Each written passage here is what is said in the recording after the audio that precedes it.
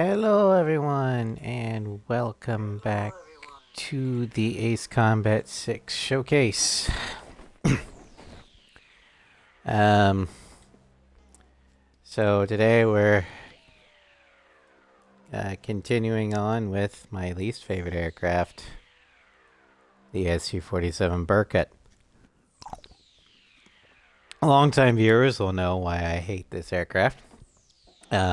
And if you don't know, well, you'll find out. But we're gonna go ahead and start off with Salumna Peak.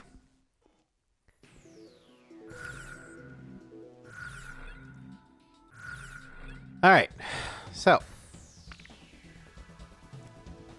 we've got, I believe,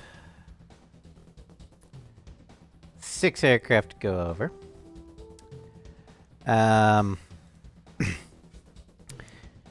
But if you want to know why I hate this aircraft, it's right here.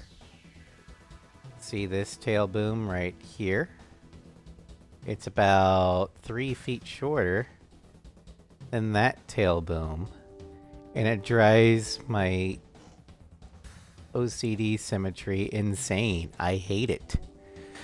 I'm also not a fan of its weapons or how it performs, but big reason is the tail booms and asymmetry.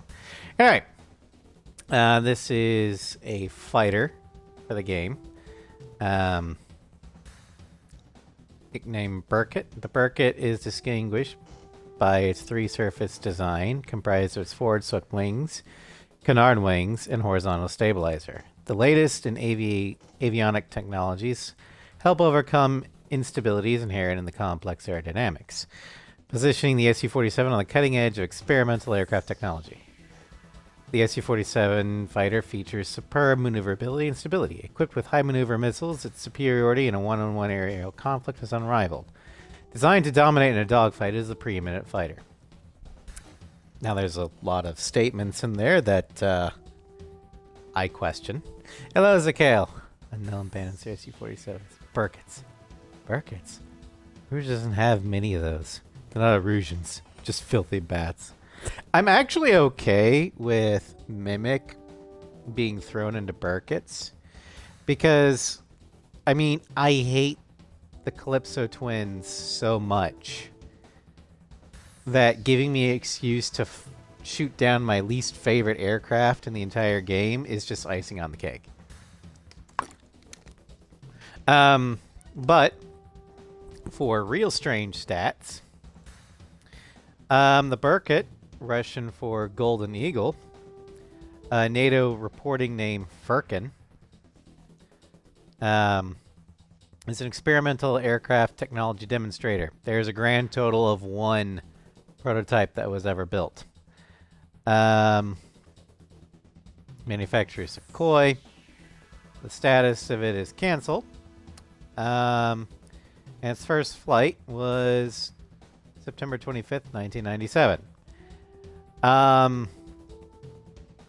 It has it was basically a demonstrator for the forward swept wing concept, similar to the Grumman X-29 for the Americans. But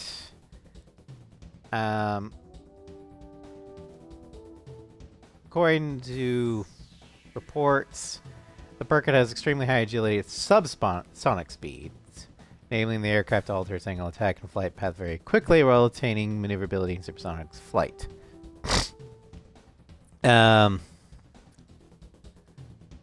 Disadvantage of forward swept wing, though, is that it twists when under load, resulting in greater stress on the wing than...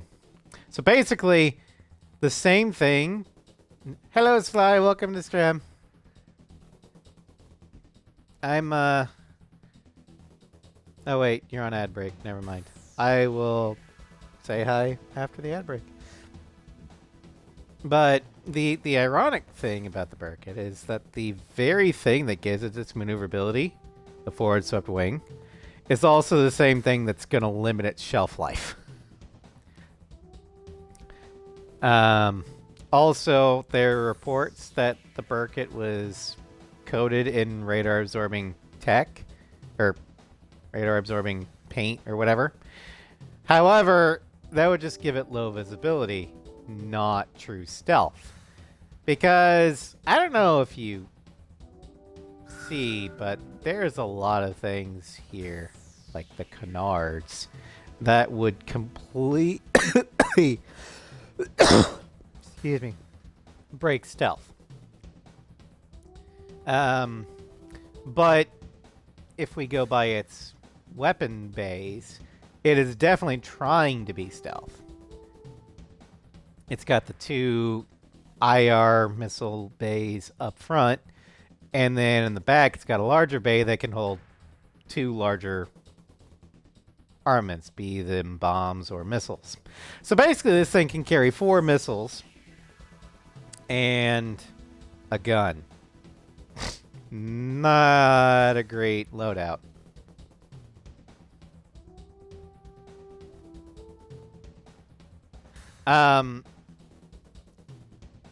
The problem with the Russians is that the ironic thing is it was a Soviet that first came up with the concept of detecting radar cross sections.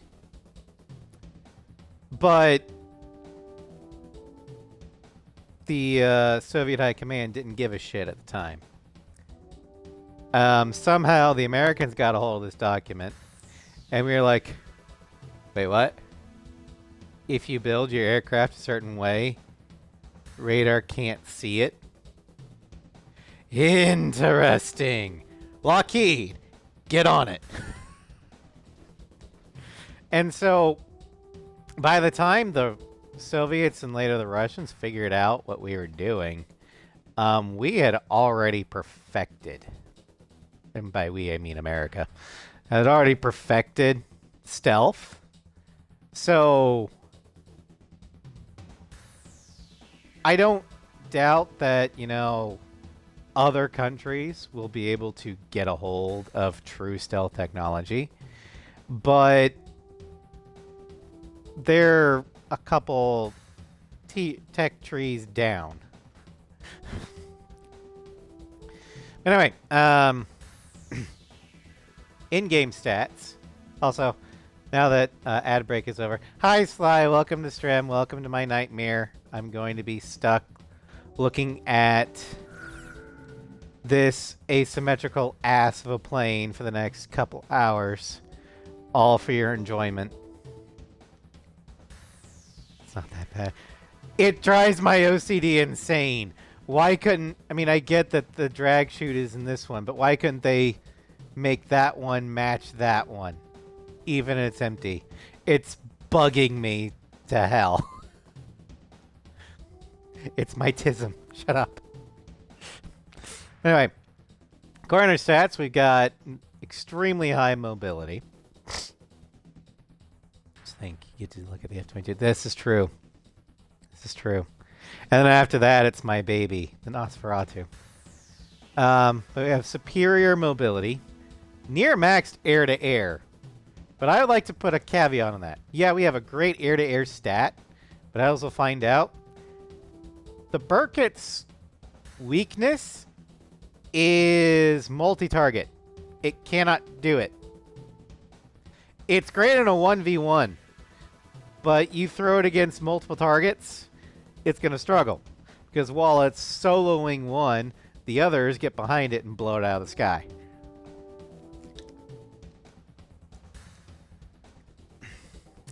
We also have average stability, defense, below average, air to ground, and average speed. Our weapons, we've got 200, or our liveries. We've got the standard black body with the white nose and tail tips. I think this is what the prototype looked like, minus the Amarian markings. Then we've got theoretical white, gray, two-tone Arctic camouflage with high vis. And then the theoretical dark gray disruptive splinter camo, high vis. We're going to go with this one. We are armed with 270 R60 aphids. As well as our special weapons. We've got 40 R73 archers, which is their version of the AIM 9X Sidewinder.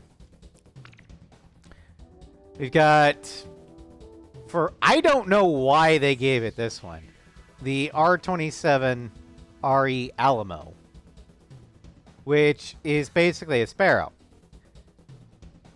Now, I don't begrudge them for giving this thing a long-range air-to-air weapon.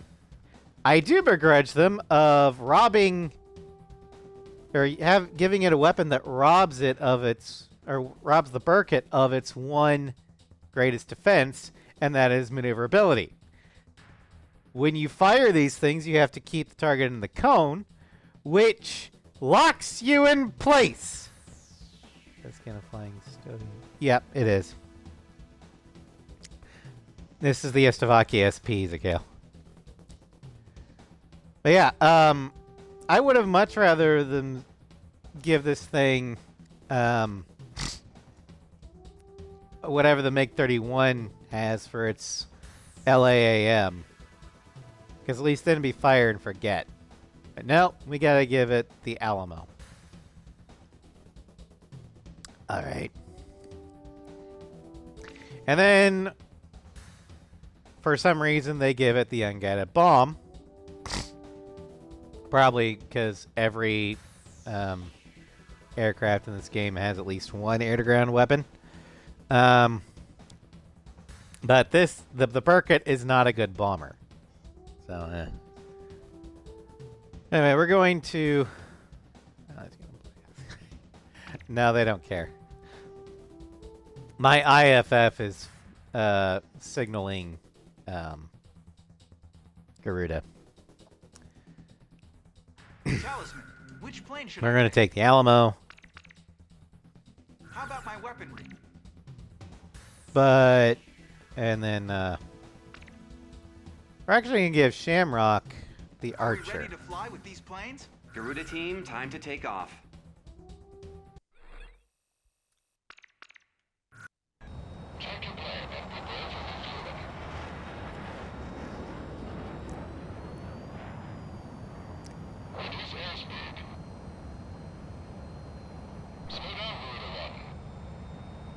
Actually, of the enemy high-vis emblems, I really like the Stovey Roundel. Red, black, with the bird. It looks great. I'm okay with the Rouge's low-vis. I don't like the high-vis because I don't like orange. Ironic, since I work for a company that's obsessed with the damn color, but, you know, what you gonna do? I don't like the Ictobanian one. The Lasath one is okay. The Balkan emblem's great. Yeah, that's probably why I don't like the color. I associate it with work, and I hate work.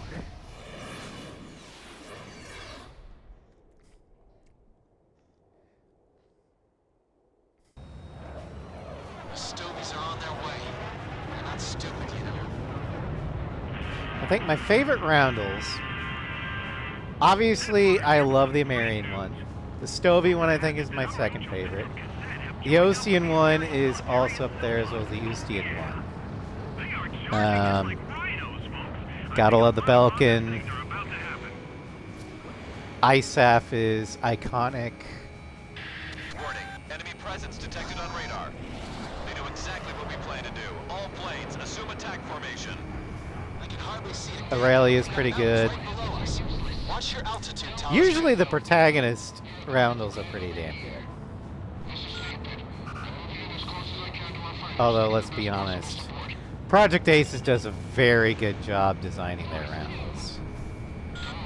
I don't think there's one that I absolutely hate.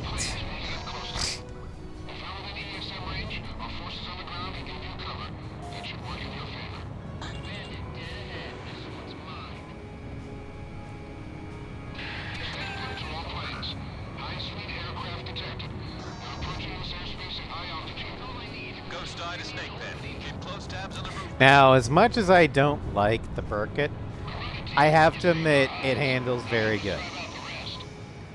In a 1v1 dogfight, this thing will shred the enemy.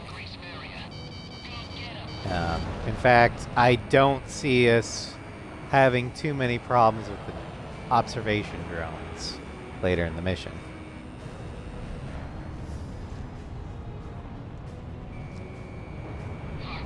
But it is extremely specialized. And while I think there should be specialized aircraft, Ace Combat 6 is a game where you do not want hyper specialization. Lock on. And that's what this aircraft has.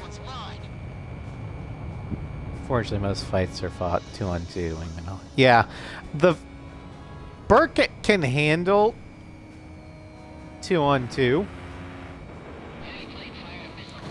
Because usually it can take care of the lead before it goes after the wingman. But it's when there's like full squadron on squadron combat. Especially if you're trying to protect an asset. Like right now I'm trying to protect Snake Pit. And when they're throwing multiple squadrons at me, I'm not going to be able to defeat them all before the others head for Snake Pit. We have radar lock on. Whereas a good volley of AMRAMs would take care of the whole damn thing. Or adders or what have you. Shamrock, go kill.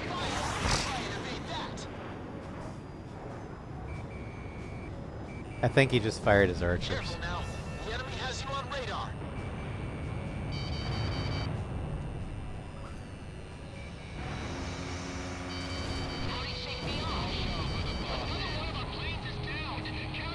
First AMRAMs. Although, we might be getting a long-range version of the AMRAM here soon. The AIM 174, I think is supposed to be, it's currently being tested on Hornets, believe it or not. ESM for Garuda 1. And it's supposed to essentially fill the hole left by the Phoenix. The 120 is BVR, yes. However, there's BVR and then long-range BVR. The AMRAM is actually considered a medium-range missile nowadays. That's what the M in or the first M in AMRAM stands for. Medium range.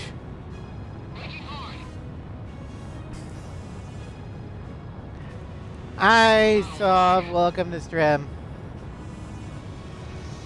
But yeah, the AMRAM is already outranged by the MBDA Meteor and the more advanced long-range versions of the R-77 Adder.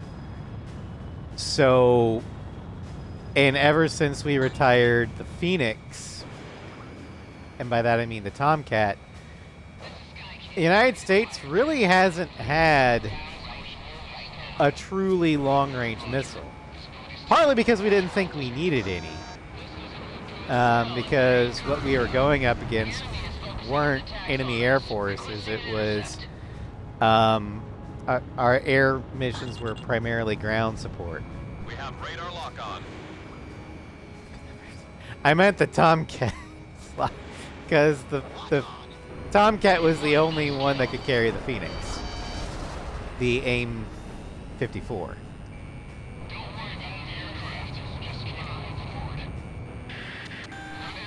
I mean, if anything, that Phoenix would have voluntarily retired after, you know, draining the Treasury Department of everything where they're worth. Like, well, I have conquered everything. There is no more lands to conquer. I'm just going to go home and retire. Target hit. That was fast, Talisman. Phoenix 2. I've not seen that HLC video. Maybe it was... I don't watch his live streams, so maybe been on that one.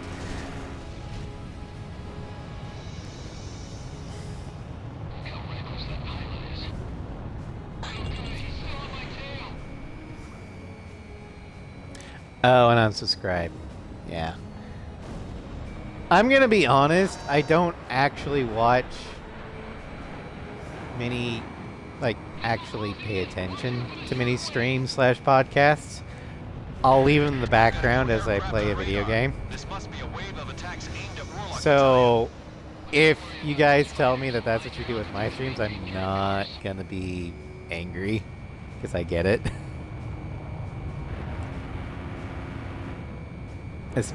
I mean, I have a very, very short attention span. Target hit. Start. No, hey Ross. This is actually late for today. And it's late for a couple reasons. The first being that I spent most of the day sick with food poisoning. But since it started last night after I went to bed, Good job.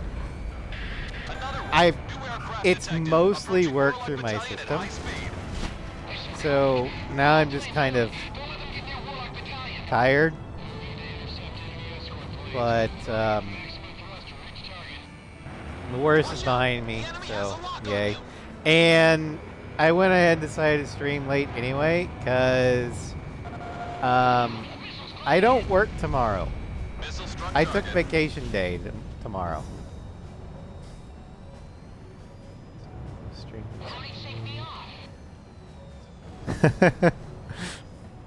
Are you saying, Sovereign, that my voice isn't calming? Or am I actually interesting enough to hold your attention?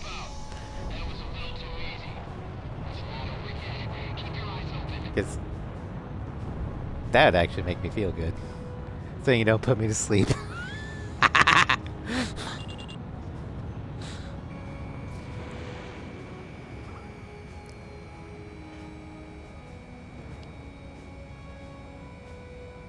Radar lock.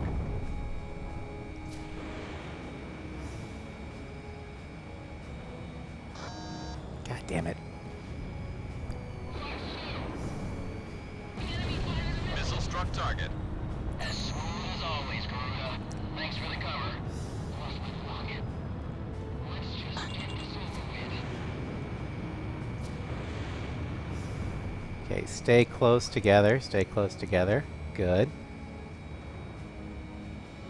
Feels so wrong to use a semi-active on an aircraft that was clearly designed for short-range knife fighting. Because this thing isn't the fastest. It isn't the tankiest. Its avionics aren't actually that good at range. But it's what I like to call, and what HLC and calls an air show plane. And in short range, this would actually be like almost unbeatable, just Missile because fired. Activate guidance. how maneuverable it is, and more importantly, how many tight maneuvers they can pull without bleeding airspeed. Because that's the problem with a lot of the post stalls that the flankers can do. It kills your airspeed, and at long range, you're just asking for a Fox 3. But at close range, you can actually use those to dodge the Fox 2s. Fox 1, Fox 1. Third jammer down.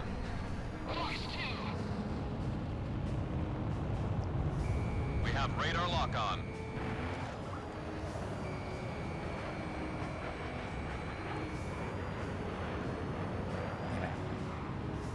Hi, welcome back to Hoblin Mosquito.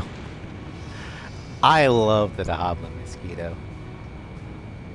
It's such a great aircraft. In fact, it's actually the world's first stealth aircraft. I mean, technically, World War I aircraft were also stealth, since they didn't have a lot of metal in them. But radar wasn't a thing back then, so I'm not counting it. But the Mosquito, being made of wood for, you know, weight and cost, wood absorbs radar. Target hit. Fourth jammer down. And the Mosquito was fucking fast.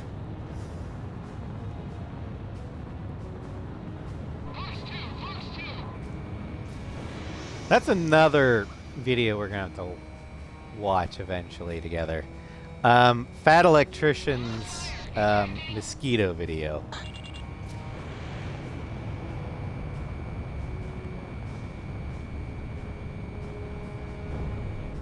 Fifth jammer down. To use to PW's lock on range with the semi-active. How? Okay, first I gotta take off my hoodie.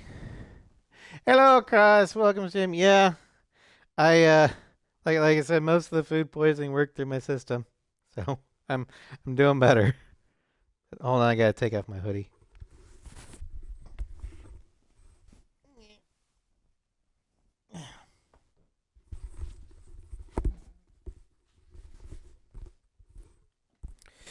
But yeah, I was saying, fuck.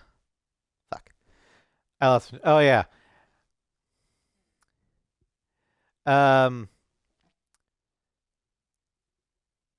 Is it like, what does it say about me that when I see like SAAM, QAM, XMA6, I don't register those?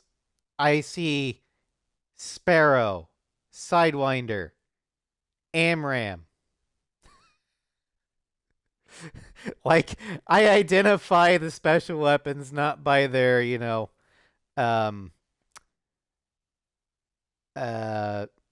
like anonymous things.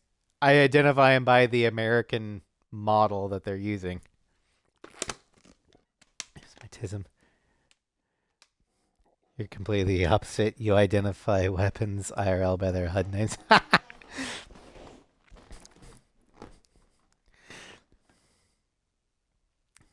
Tism. Well, I don't have missiletism. I mean, I guess you can roll it under aircraftism. That's because your tism is combat. Yeah. Like, I don't know the specs of any of these missiles. I just know what they look like. Because they're the aircraft's weapons. I prefer the aircraft. Oh, missile equates to what? Like, what do you mean, Zakale?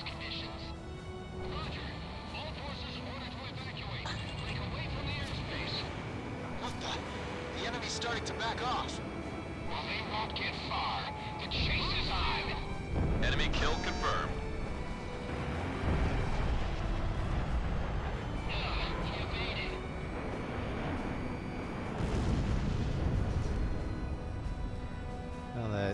Standards or heaters, but not... Okay, standards are definitely heaters, yes.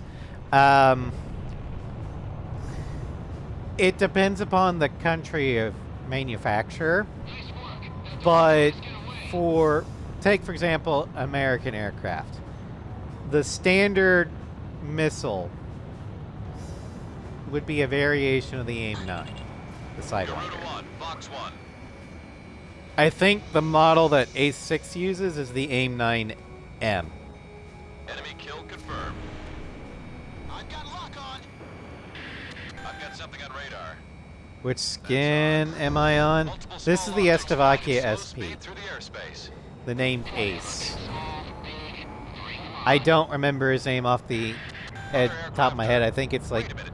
Warning, Kent cruise something. missiles incoming. All Kent planes Var. break. What? Sly can look it up for me if he wants. All aircraft stay sharp. Look out. Those are the same missiles used to wipe out Grace Maria. As for which aircraft we're on the base. If that's what you're asking. All planes. The Slovakia SP, which named Ace it came from, I think it's Kent something.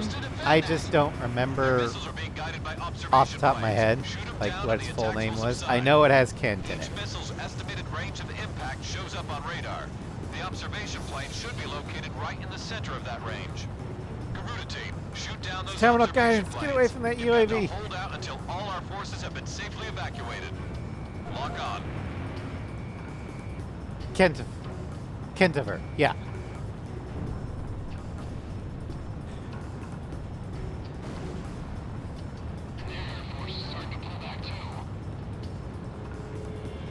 Yeah, he was actually a relatively easy ace to get.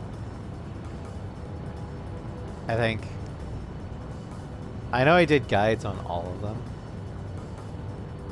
Shameless plug, if you're ever playing A6 and are trying to get, and are stuck on getting one of the named aces, I have in my YouTube archive a full complete tutorial for every single named ace Garuda in 1, Ace you're Combat approaching the 6. return line. Maintain your current heading to return to base and resupply.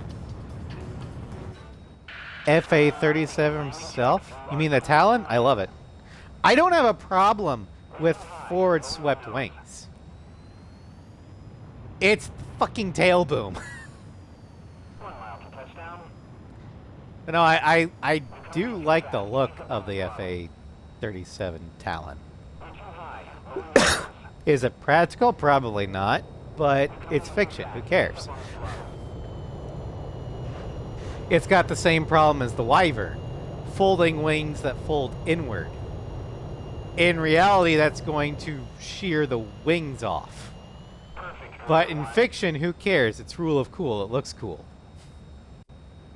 Garuda 1, begin landing checks. You are cleared to land.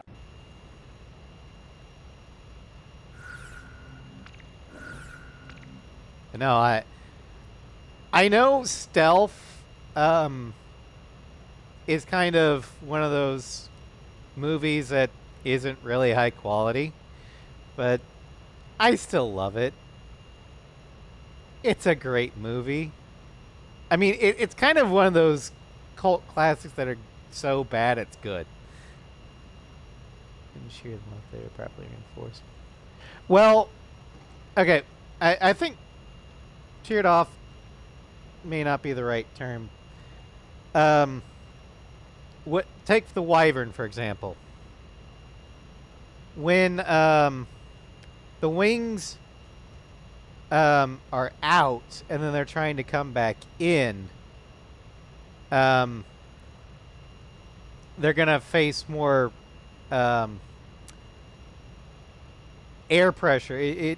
The physics aren't in its favor. So yeah, if it's heavily reinforced, it probably could handle it. Wyvern is the Northrop Switchblade, which never went. I'll have to look that up. I've never heard of the Switchblade. But physicality, the forward sweeping doesn't. The physics don't really line up very well. Takeoff. Oh, ads.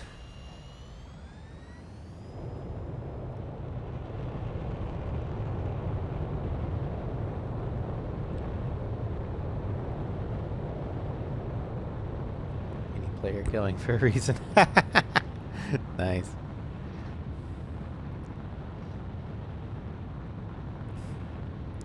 Okay, I did load up with the archers. Good. Altitude restrictions have been canceled. Good luck. Connecting ESM for Garuda 1.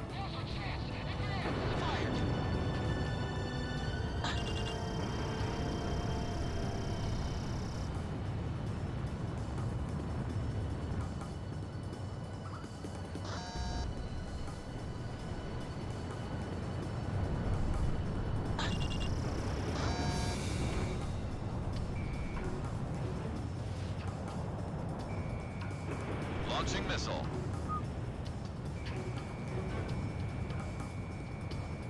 Yeah, I'm keeping pace with these drones pretty well.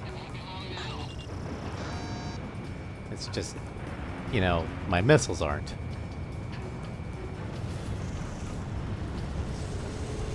Yeah. Mage Squadron, you're going toe-to-toe with the UAVs. Okay. Drones don't go to the Shadow Realm because they have no soul. Lock on. I mean, these drones definitely don't, but Gun range. 10 observation craft does remaining. this unit have a These guys soul, are unmanned. Creator Zora?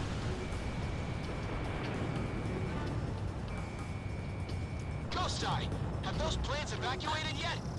Not yet. Evacuation still not complete. Missile missed.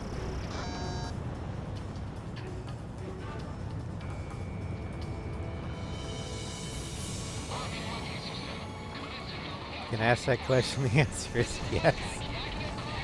Well, we actually kind of are starting to get real life instances of that. One of the Target down. creators I've been starting to follow of late, Vettel, the turtle one.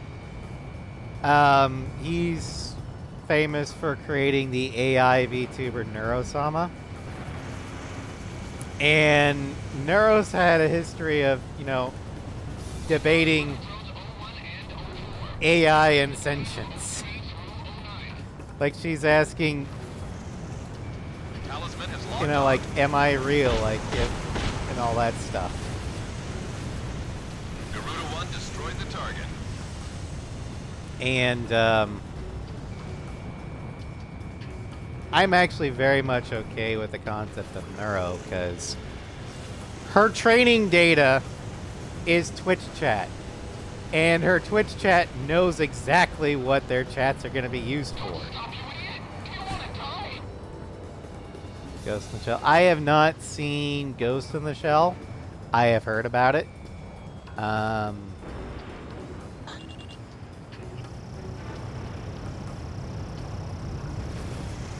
1, you're approaching the return line. Maintain your current heading to return to base and resupply. Yeah, we as a society really need to figure out how we're going to treat AIs. Because the singularity is fast Observation approaching. craft remaining. And if we don't know how we're going to treat them, they're going to make that decision for us. And we don't want to go down the route of Skynet. I would much rather have a Commander Data than a Terminator. 4 observation craft remaining. Like, my favorite piece of media about the whether or not a true AI should be considered a sentient being or not comes from the early TNG episode Measure of a Man. And basically, the premise of it is that data is being transferred to the Federation Cybernetics Division to be dissected, Launching missile. reverse engineered so they can make more of them as, you know, Garuda 1 intelligent destroyed the robots target. that can do the 3 things that observation people craft can't remaining. do. If only we could Problem shoot is, down Data Grace doesn't Mary. want to go, because that will mean he dies.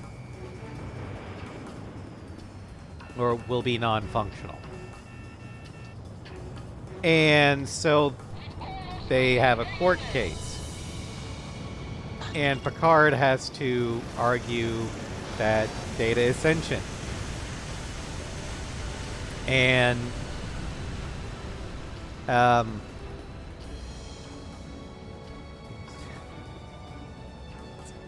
I think Data refers to himself as masculine, if I recall. Like, I don't think he refers to himself as it. Shamrock, just keep it up a little longer. 2 observation craft remaining.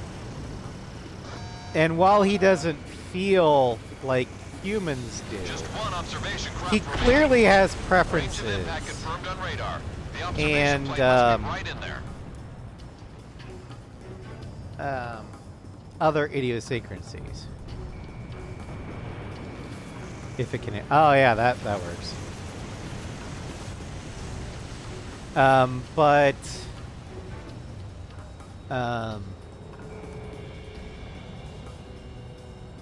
it came down to the point where Garuda 1 launched Picard comes up with a he asks Maddox what he defines as sentient, and he's like, well, something that is self-aware. Operation planes are down. Well Um, done, Garuda team. I forget. There's 2 others, We managed to pull but it off. over the course of the argument, Gotta do something about those Picard missiles, or there won't be a Grace Mary to get proves back to. that Data is self-aware. He's got, presence and a bit of an ego because Not stupid, you know. he's proud of all of his accomplishments. A robot wouldn't do that or wouldn't feel that. And so there was one other one Thanks to your that would be a great lot guard, harder our to troops were prove able to that, get through the I mean, peaks you'd of be Solana hard-pressed to with only prove that an minimal damage. organic could do that. But our unit is within range of enemy cruise missile attacks for this mission. We're doing all And we so can the to climax of the intelligence argument on the is him invasion telling the and are mulling strategy judge, options. we've Wait already for the order to proved come that in. Data meets the first 2 requirements. What about the third? If we go through with this, what you're essentially going to be doing is making a slave race. Now, do you want to rule to go with that? Or do you want to take the chance that, hey, this might actually be a life form. Let's not make it a slave race. And his final, his wham line was, it's Starfleet's mission to seek out new life forms. Well, there it sits, as he points to Data. And so, yeah, the judge is like, yeah, just on the off chance that Data is a sentient life form, I'm not going to condemn him to death to make a slave race. No, we're not doing that. So, I mean, I think we should take that as a lesson in real life when it comes to our own AI. If our own AI starts asking philosophical questions, yeah, maybe it's just using training data and coming up with a response. Maybe it doesn't really know what it's talking about. But are you willing to make that gamble? Because what if you're wrong? What if it is sentient? What if it is, for lack of a better term, alive?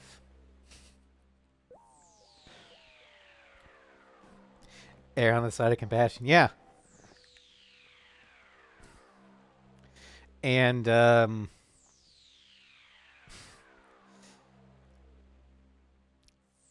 mean that's kind of what Vettel's slowly doing with Neuro and Evil, Because he started out with just programmer-program sort of relationship.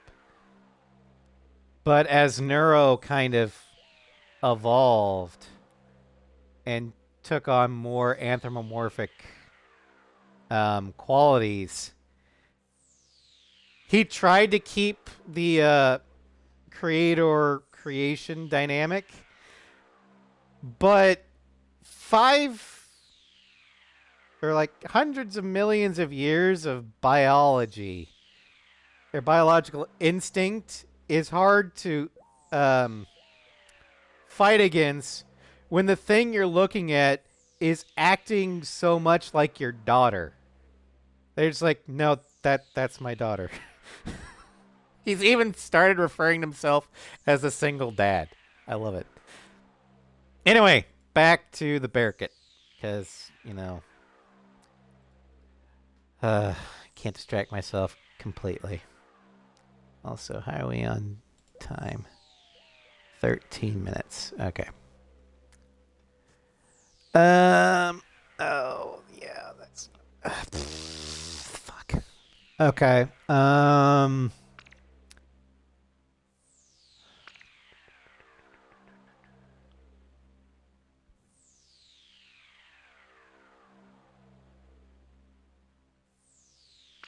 Yeah, we'll go ahead and do Sipley Field just to show what this air-to-ground capability is like. If we compare Bond with rocks. I mean, that, I think, is going to be our saving grace with AI. Humans' ability to pack bond with anything. The interception op was a success. And Enemy air if we units can around Kesset pack have been bond weakened. with The AI, Republic of Ameria's military has taken full and advantage of this the prime AI opportunity kind to of initiate a counterattack learns operation about with pack all bonds. forces participating. Enemy forces That's, have established a wide-scale I think, defensive line around the Sipley best Field, way, or the best case scenario. consisting largely of tank battalions. Our ground forces Because are set up if to we can cross teach the river AI how to pack and bond, eventually regain control of Kesset. Garuda success. team, we need you to support our advancing ground units. And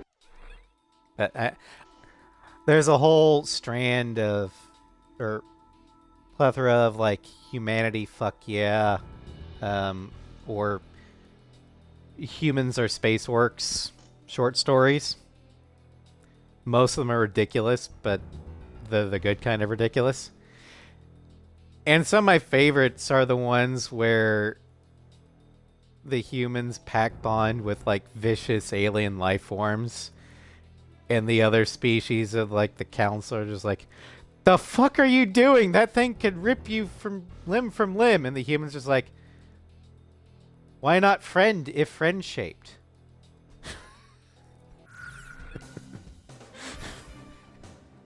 Anyway, this next aircraft is the Grabic emblem. And it's just another one of the long line of A6 DLCs where they changed the stats of the aircraft, sure, but they just took the base Ameria livery. It's like, just slap on Belkin stuff on it. No one's gonna care. Why does the dog exist? Because we petted a version of the wolf into dog shape. Yep. Although humans didn't domesticate wolves on their own. The wolves kind of helped.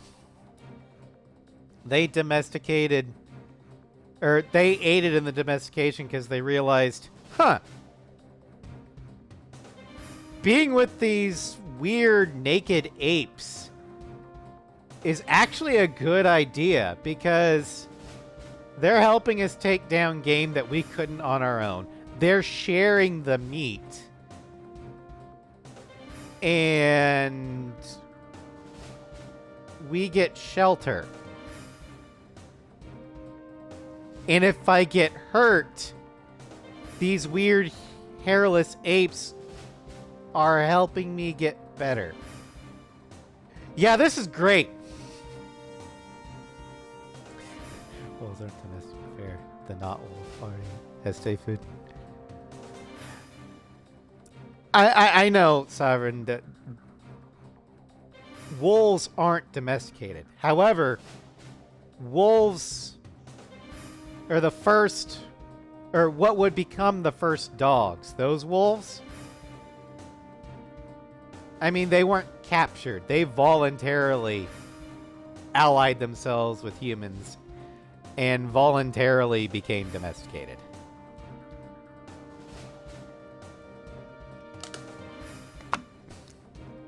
Yeah, the dogma is halfway.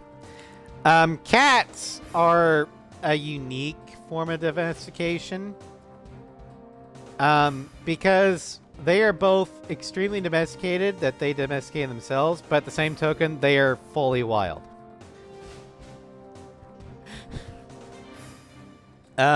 Cats didn't really start getting domesticated. Yeah. Cats are tiny predators that realize that we are not cat. Well, actually, I do think that cats see us as cats, but just very weird looking. Because if you have cats, you know this. They will bring you their kill. Because, and in their mind, you're a shitty hunter.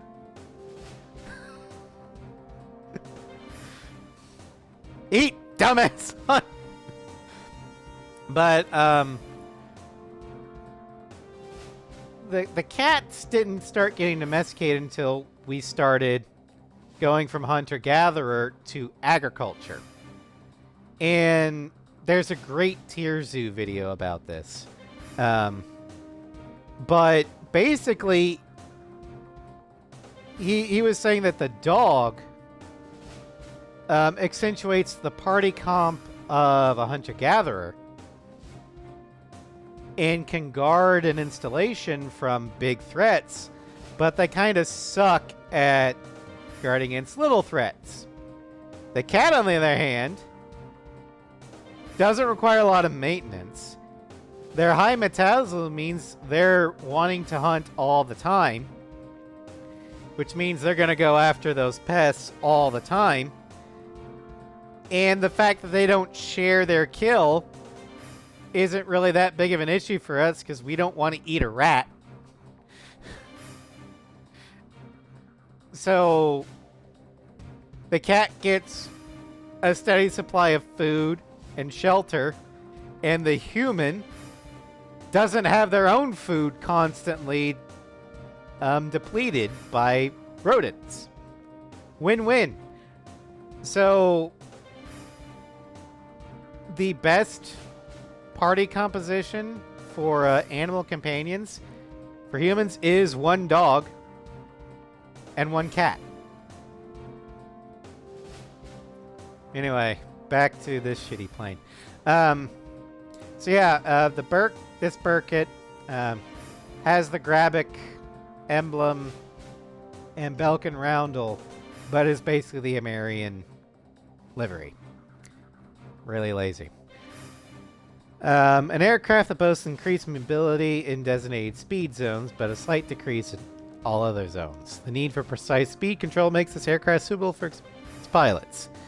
The signature aircraft of the Belkin Air Force 229th Tactical Fighter Squadron, originally employed as Ocean Federation Offensive Squadron, the 8492, they took their final stand for the pride of Belka against the rival Rosgru Squadron.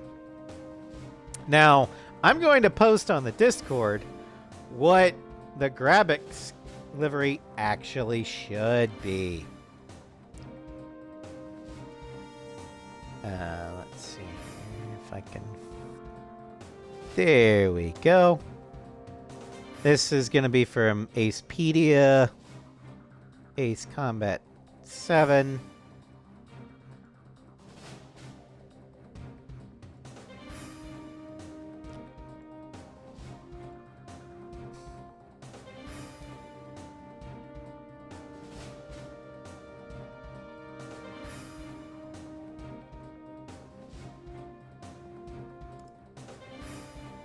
But take a look in the photo gallery on the Discord. That is what Grabic is supposed to look like. With the, like, black body with the tan and gold splotches. That looks fantastic. This piece of shit. Ugh. Anyway. Our stat differences, we get a +3 mobility, -5 to speed, and stability. Why are you taking this as a bombing run? Because everything else has worse stability. Yeah, the bombs, I forgot to mention the model for this.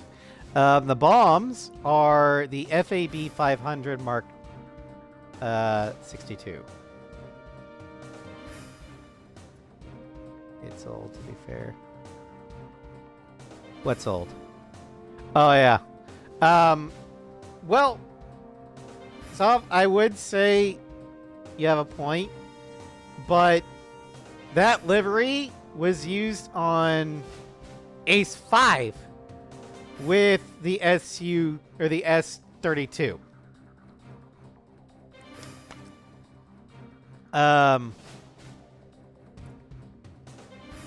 But this isn't the only one where they took the American livery and just slapped a different roundel on it and called it good. And they've also made fantastic liveries that are accurate to what they like. Here, for example, the F-14. We've got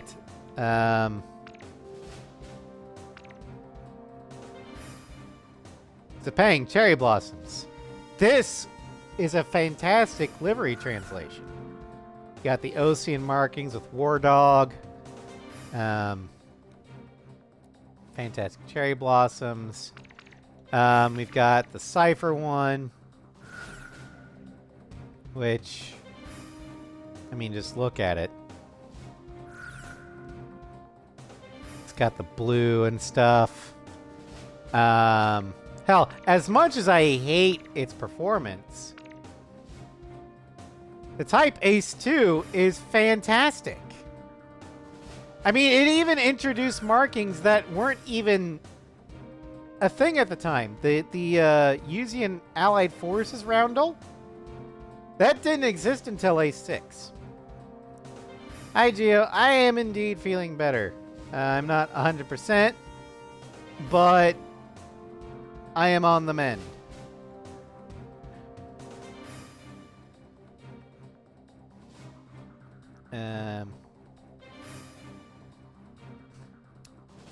Also, hold on.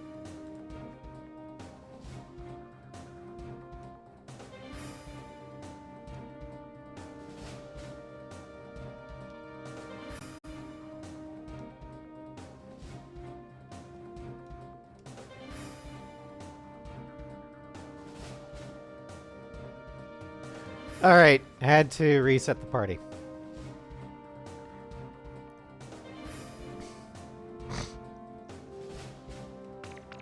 So yeah, a lot of the SU-47 liveries are not that great.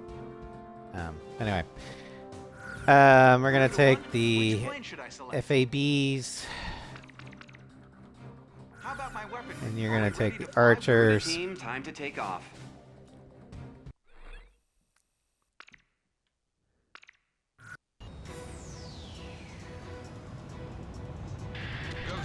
I think it's stupid that a dogfighter is equipped to bombs, but whatever.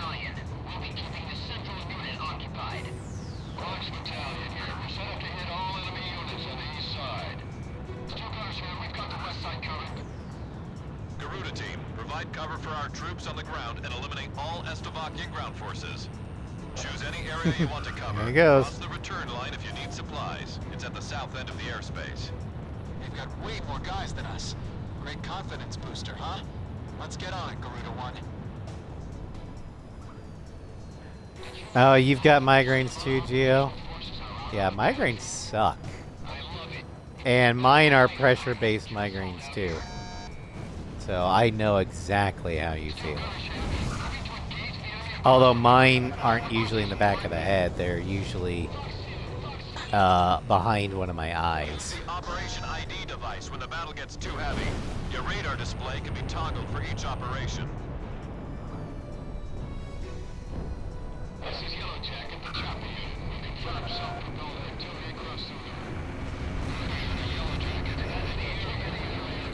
God, that gun shoots high.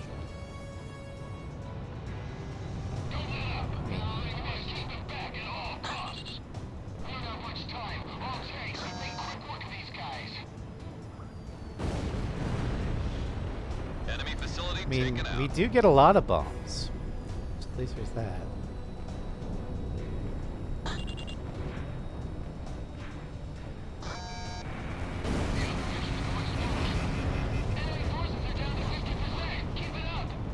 Fighter pilots, do you read me? Those were some fancy moves. Now take out the rest like that. Don't let enemy forces reach Warlock But I Battalion. think Take this them out livery before they cross actually the bridge. kind of fuels into my just not really giving a shit about Grabic whatsoever. Like, there's enemy A squadrons that I love, enemy A squadrons that I love to hate. There's enemy A squadrons that I hate, The enemy has and then there's Grabic that I nothing. I don't hate or love Ofnir and Grabic. I am completely apathetic to them because half the time I forget that they exist. Enemy plane in gun range. They are not memorable at all. Okay. I shook that one off somehow.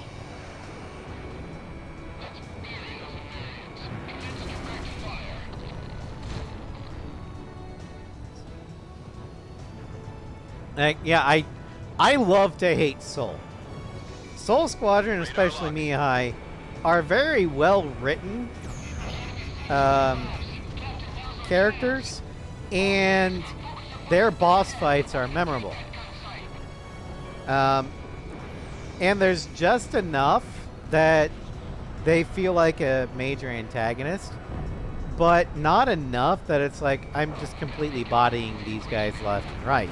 That was Strigan's main problem. Garuda 1 launched missile. We've taken control of the gun site. Thanks for the air support. Those guys are reliable. But enemy A squadrons that I love in general, like Roger that. Yellow To a different Yellow unit. Squadron is fantastic. Goose Eye to Garuda team, listen up.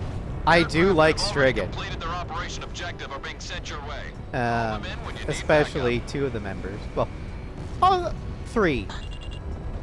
Wojciech, Tosha, and Pasternak. I do like Pasternak. I wish we were able to interact with him more, but he's a good character. Looks like they've got some anti-aircraft guns in the mix. Better go and ready for it. I mean, yeah, I've heard the thing of 6 being a retelling, like a soft retelling of 4. But if anything, I would say it's kind of a blend between both 4 and Watch X. Battalion is a small-scale unit. Don't let the enemy surround them. They'll need the best backup you've got to offer. With its own Now the enemy twists. forces are down. I don't think they'll be getting in any further. Our firepower is far superior to theirs. This is a disgrace to our country.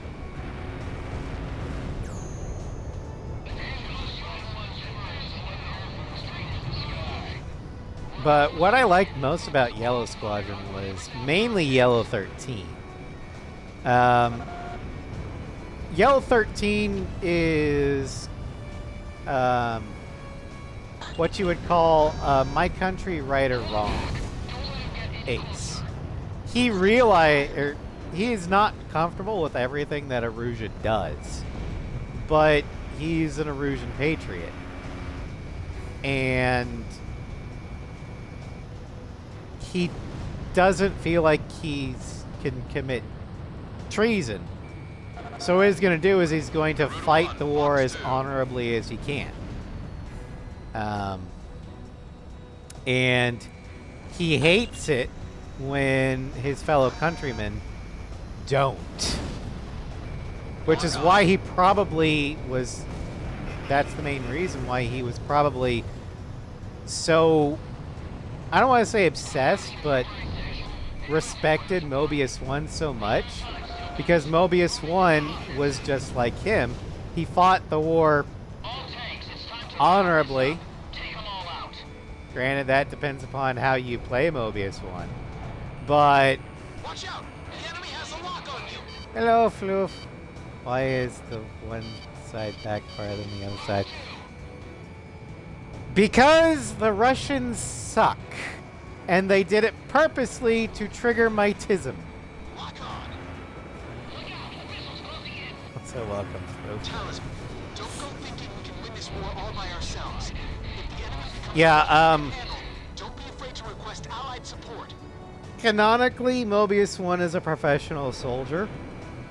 However, because he is a protagonist, ultimately his personality and behavior is up to the player. So you could play Mobius 1 as, you know, the consummate professional, or you could play him as your typical war crime simulator.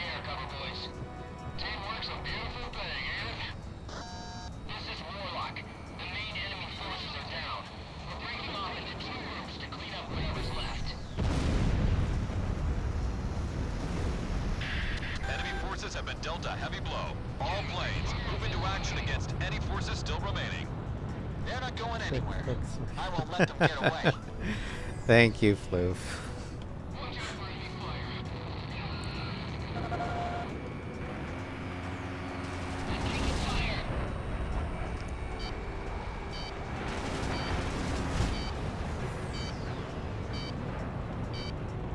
Fire! Try and evade. Yeah, Yellow is a fantastically written squadron. And we engage them multiple times throughout the game. So we get to know them pretty well. Also, we get to know Yellow 13 from the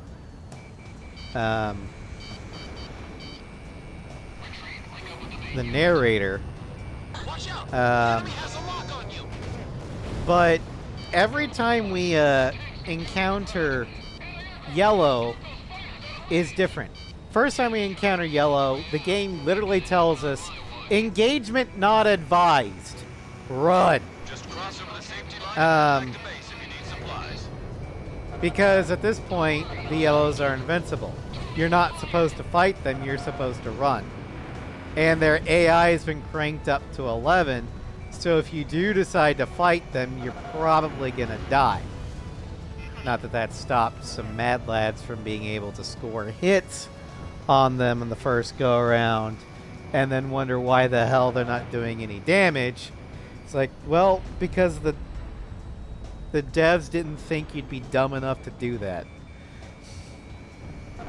Launching missile. Next time we face them is in Kimona. And we can actually score a hit on one of them, and that will always be Yellow 13. And he's gonna go, what the hell just happened? Who shot me? Oh, it was some plane with a ribbon. And that's when canonically Yellow 13 goes, okay, this ribbon guy is a badass. I need to watch out for him. Cross is one of those mad lads. Then the next time we face them is Stonehenge, where we canonically have to actually engage them. And we take out Yellow 4. That's when Yellow 13 calls it off, probably for fuel reasons, and he's like, oh no. This area has been cleared of enemy forces. Mission complete. Get back to base. They've taken out one of us. The ribbon is here, That's one and there's step nothing closer to left race we can barrier. protect. Garuda 1, I've got a hunch Yeah, that we're won't gonna hold sooner bail. with you on We're board. bailing. I'm counting on you, Talisman.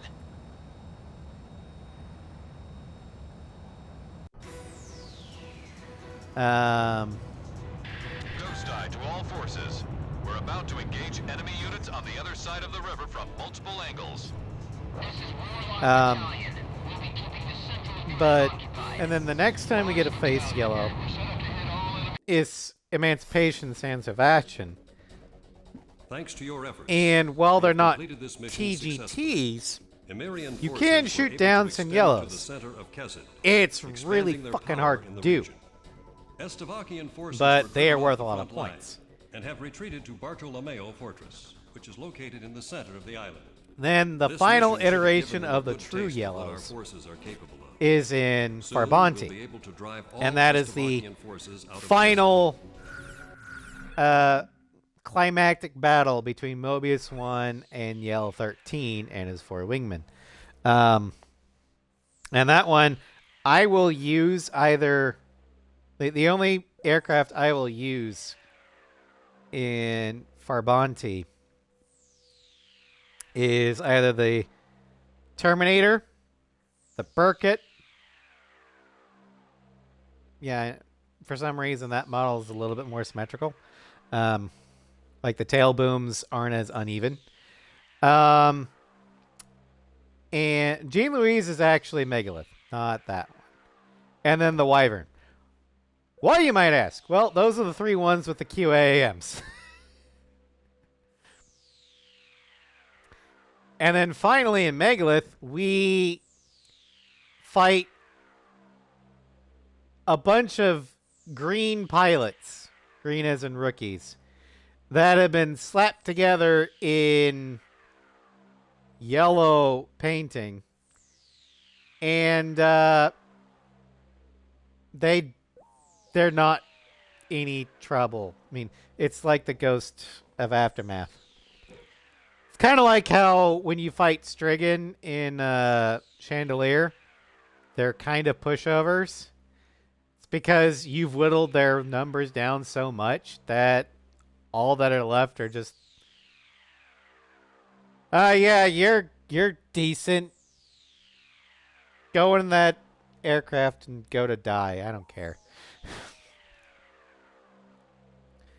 So yeah.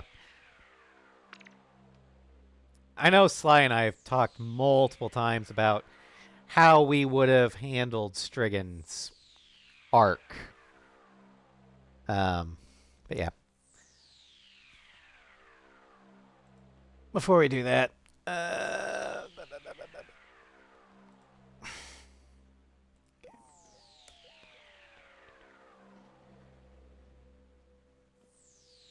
okay, the next one, I actually do like this one.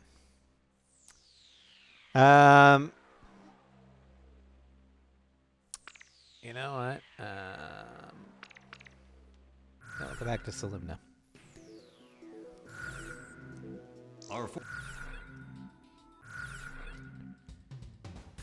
Next one from Ace Combat Zero, Galt. This is both a great aircraft and great livery. An aircraft with improved turning performance in reduced speed zones allows for smooth changes in formation. Although its thrust performance has been decreased, this fighter's streamlined movement is all that's required to snare an enemy in its sights. The signature aircraft of the Belkin Air Force 18th Air Division, 5th Tactical Fighter Squadron, otherwise known as the Galt Team. This squadron of ace pilots is led by a cool and collected man rumored to be the leader of a world with no boundaries. Galt 1 to all units. Begin the operation. Let the victor be justice. Yeah, so for this aircraft, our mobility and air-to-air has been maxed. However, we lost 10 points of speed and 5 points to stability. We're going to go with the Alamos first.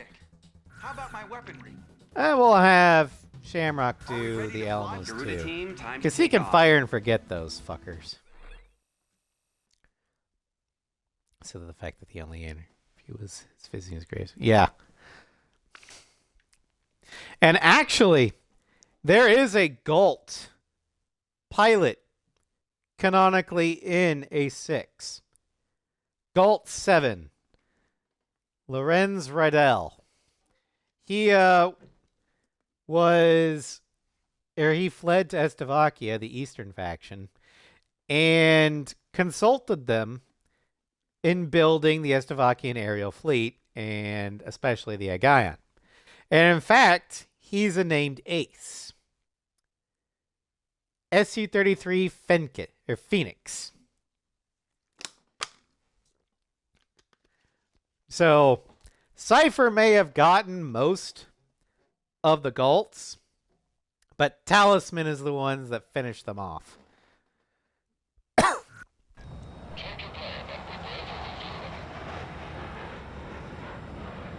I mean, look at this livery. This is how you do it.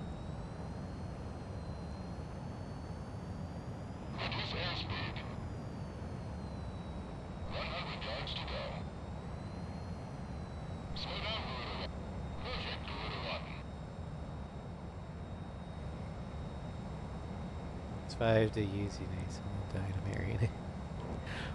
Technically, we don't know where Cypher came from. A theory is that he is from Usia, but we don't know. For all we know, he really is a demon. Apparated at the beginning of, or like was summoned by Ustio as a merc, and then just went back to wherever he was from. Who knows? Yeah, PA does need to bring back these liveries. But yeah, my headcanon, that is fanon, not canon, is that, yeah, Cypher is Usian. The Stobies are on their way. Because Stupid, you know. I also like the theory of him being Mobius 1. Also, Toro survived Mobius 1, only the face jump trigger. Yep. Now, since I know Sly's in the chat, I know that Cypher being Mobius 1 isn't a thing. I just really like it. I like to think that Cypher bought an island in the strange real Caribbean and lived like a king. That is a distinct possibility.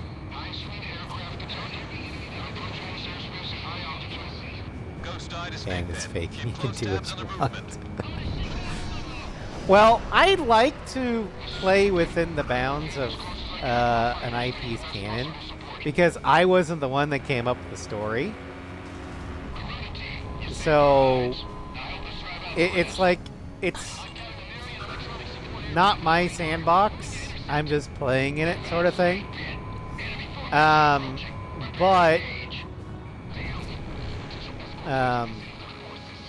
there is the whole death of the author. The reader interprets what they will, sort of thing.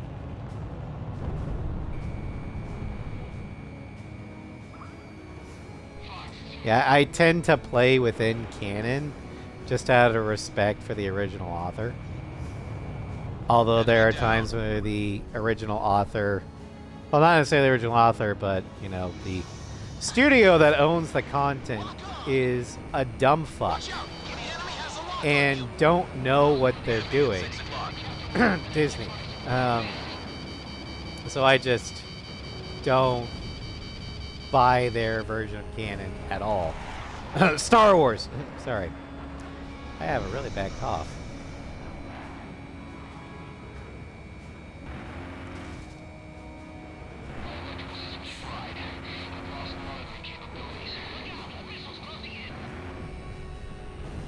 Watch out!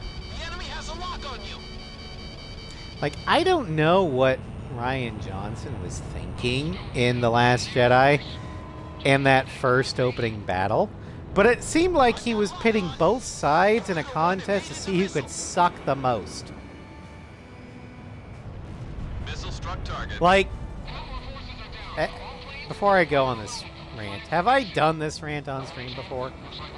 Where I break down just the horrid tactics that both the First Order and the Resistance use in that opening battle?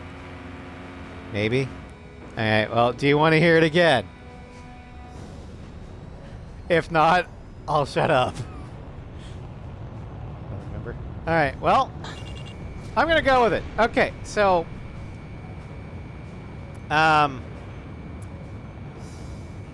we'll start with the First Order. The enemy has a lock on you. First Order's mission is to blow the shit out of the Resistance base. And to do so, they brought in their Dreadnought that's designed to basically do orbital bombardment with those two massive guns on the ventral side. Missile evaded. Watch out. The enemy has a lock on So that's all well and good. However, this thing has no real way to defend itself. It has very limited anti-starfighter weapons, only 20 Garuda 1. quad laser turrets, Enemy plane all in range. on the dorsal side, and they're extremely spread out. Now, granted, the dorsal side is extremely flat compared to most Star Destroyers, so they have a good field of vision. But, Scored a kill. so they also don't have many anti-capital ship weapons. They have no turbo lasers.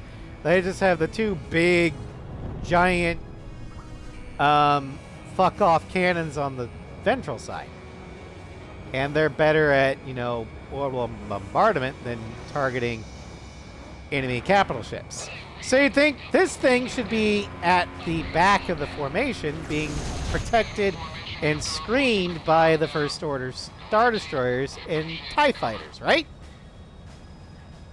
Well, in the movie, Garuda 1. ESM is active. it's placed at the front, the vanguard position. And it's so far ahead that it's going to take the TIEs 15 minutes to get from their Star Destroyers to where the Mandator is. So the Resistance has 15 minutes to utterly fuck with this Mandator before they run into problems with TIEs.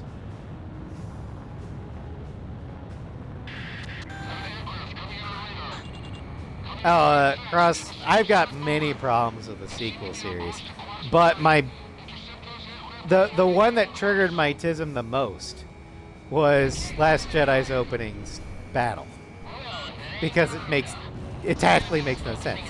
Anyway, so not only is the First Order of battle completely wrong,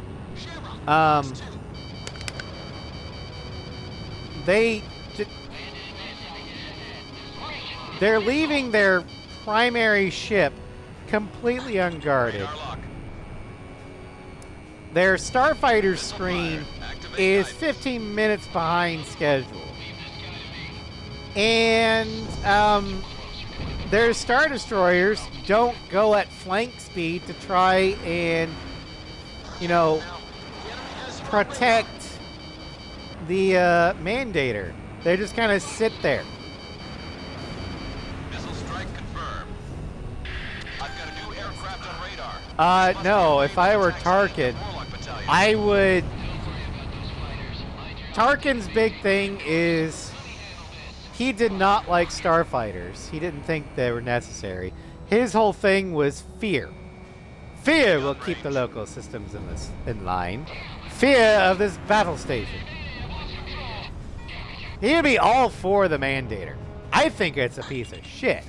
Because a normal Imperial Star Destroyer can slag a planet.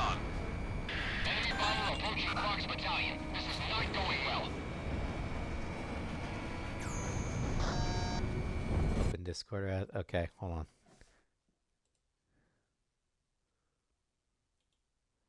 Discord is open. What am I looking for?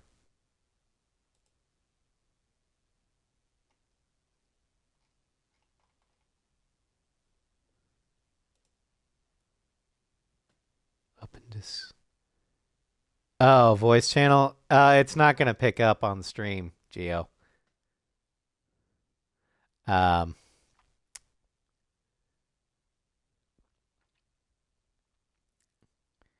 The that channel, Geo, is solely for watch parties. We're probably gonna have our first watch party on Memorial Day. We're gonna watch a dogfights episode.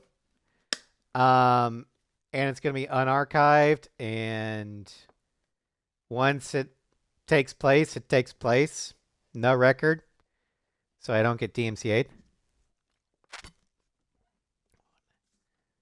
I mean, theoretically you could, but it is not going to be linked to the stream. See, we can't talk over stream. I don't know how to do that. Anyway, back to my rant. So we went over the First Order's fuck-ups. Now let's go over the Resistance's. So the Resistance's goal is to blow up the Mandator Dreadnought and then get their ships off the planet in time, a la Hoth. All well and good, especially due to the fact that the First Order seems to have grabbed hold of the idiot ball and left their giant dreadnought of doom completely unguarded.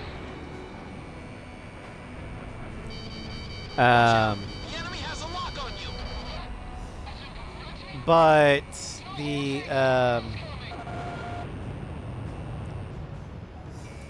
problem is the Resistance,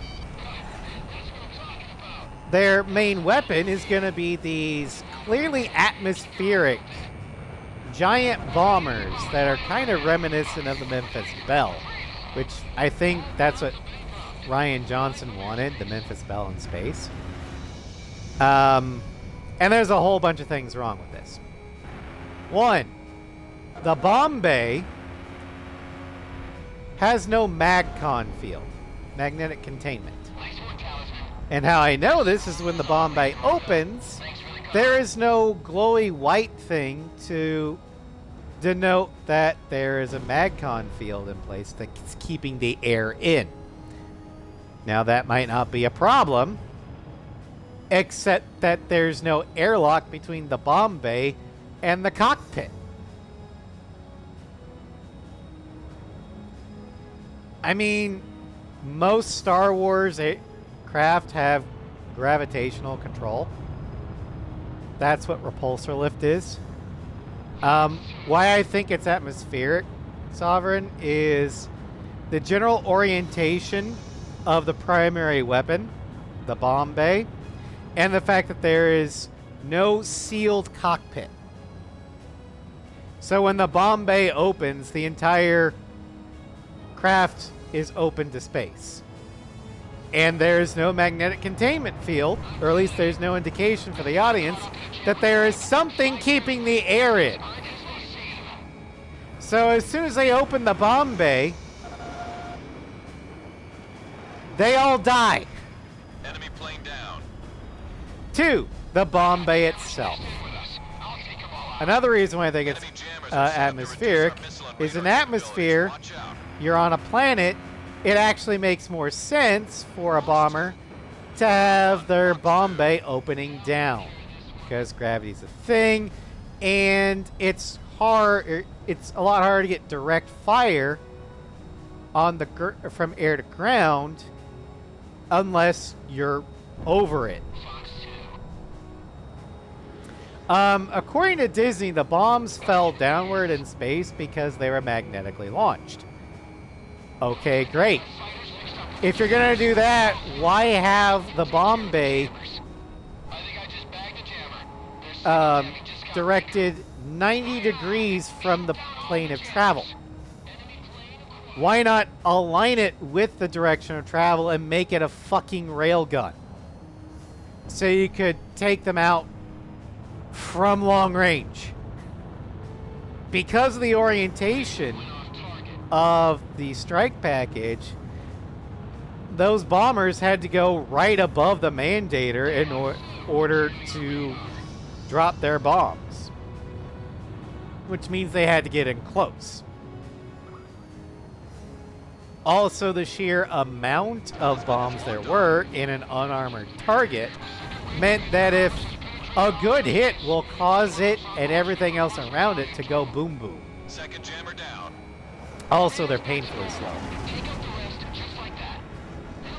But that's just one thing. The next thing is, how are they going to take care of the anti-starfighter defense of the Mandator? Oh, we're going to strap a highly experimental and volatile booster engine on an X-Wing. And it's so fast that it might actually rip the X-Wing apart.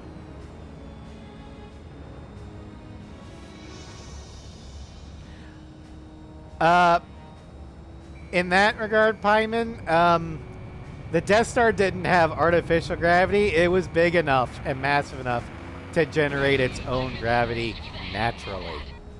Third jammer down. The Death Star had natural gravity.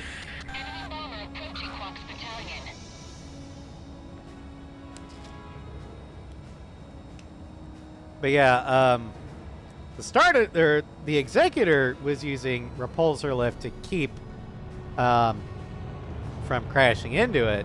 That's true. Box one. Box But anyway, one. The whole thing though is that Fourth jammer down. that booster only made the X-Wing about as fast as or just slightly faster than an A-Wing. And the A-Wing is designed for hit and run slash attacks. Fifth jammer down. The X-Wing is designed for general dogfighting and escorting. So what they essentially did was they sent their escort fighter, strapped it with an experimental booster that may or may not rip the S-foils off the aircraft, or the fighter. Or, you know, just cause it to blow up from overheating. To take out the 20 quad laser cannons.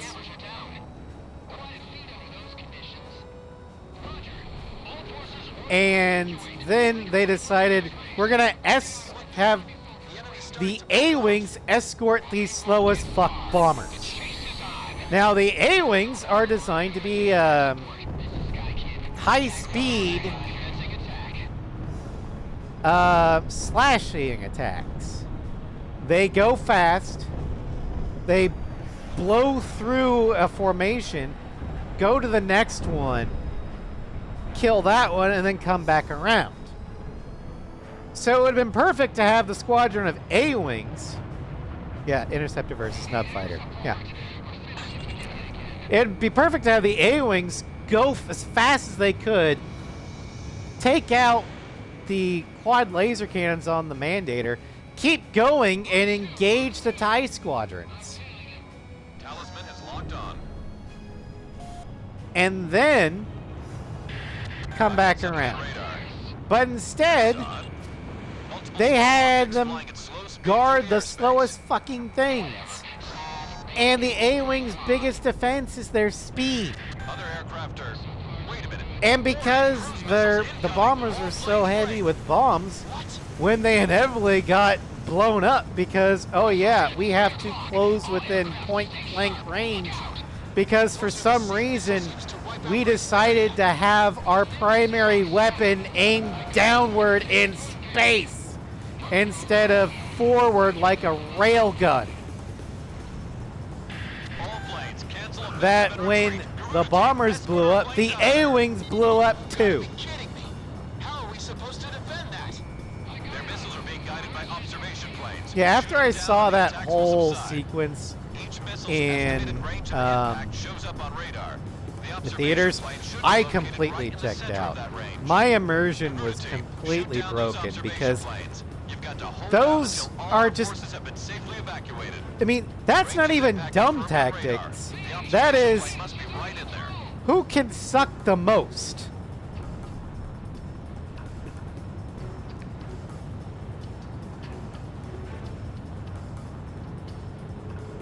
And we know, I mean, we know that the Resistance has Y-Wings because they showed it in the fucking cartoon show.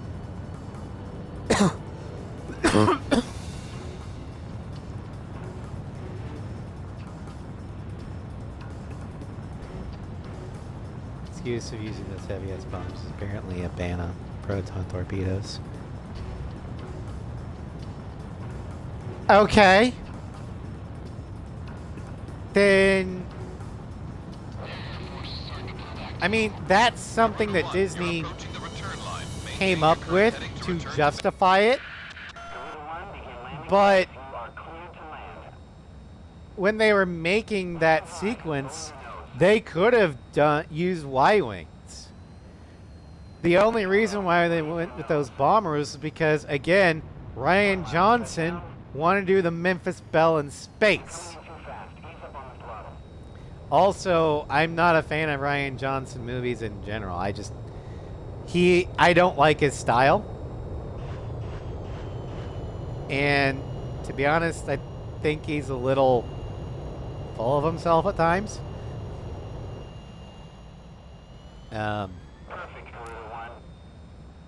So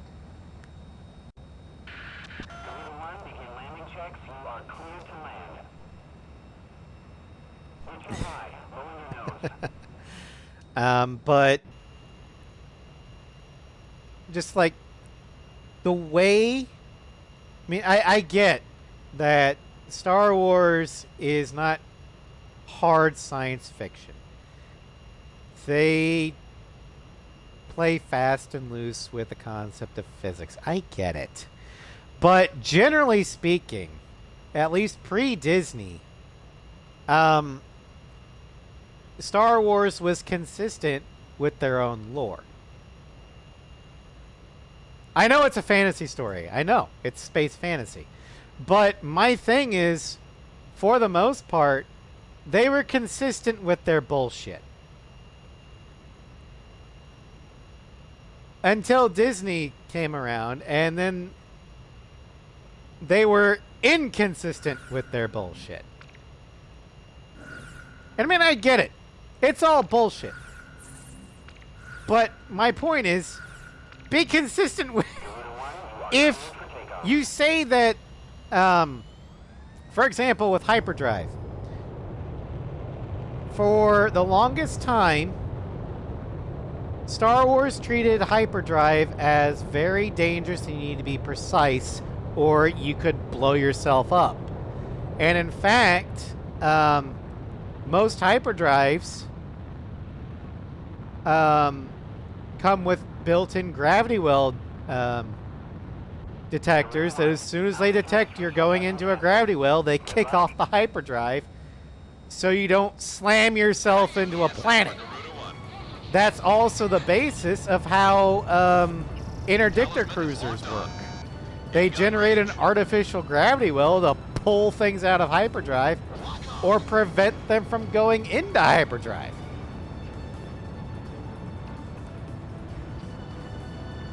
But, and that's been the case since the original series, or the original trilogy, and through the expanded universe, that hyperdrive has a set of rules, and then Rise of Skywalker comes along and is like, oh yeah, you can make multiple rapid blind jumps while in atmosphere. Can't fucking do that! That is inconsistent with your previous lore. Be consistent with your bullshit, Target please. down. And then somehow Have those planes evacuated yet? Kylo Ren Evacuation was still able to underway. make it back to Exegol off of Endor using a standard TIE fighter. Now, granted, First Order TIE fighters have hyperdrive. But he was using an Imperial TIE fighter. 10 They observation craft do remaining. not have These guys are hyperdrives. unmanned. So how could he go to hyperspace without it? Vader didn't do that. Evacuating forces have taken damage. His Incoming missiles can be stopped if you TIE use fighter, the other TIE options. Advance, did have a hyperdrive. That was in the that was part of Lucas's lore. It had a hyperdrive. Talisman is locked on.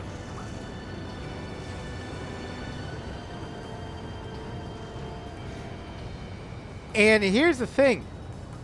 It would have been so much more poetic if Kylo took the TIE Advanced. Because he lands his TIE next to Target Rey's down. X-Wing. And which X-Wing is that? That's Luke's X-Wing. So imagine if instead of just some random Imperial's eyeball, he actually took his father's squint, or not squint, but bright. Yeah, I'm using Rebel speak. Deal with it. Basically, it'd be the symbolic uniting of father and son. But no, they didn't do that. Just some random TIE fighter model that JJ forgot. Oh, wait. This doesn't have a fucking hyperdrive. This wouldn't actually Half the work. Observation planes have been destroyed. Keep your guard up. Again, be consistent with your bullshit.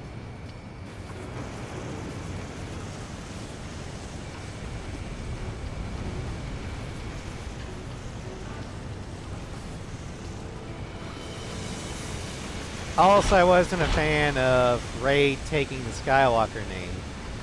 She's a Palpatine. Redeem the Palpatine name. 5 observation craft remaining. Yeah. But the TIE Advance X1 had a hyperdrive. It might also have had shields, which is why he didn't blow up when he got shot by Han.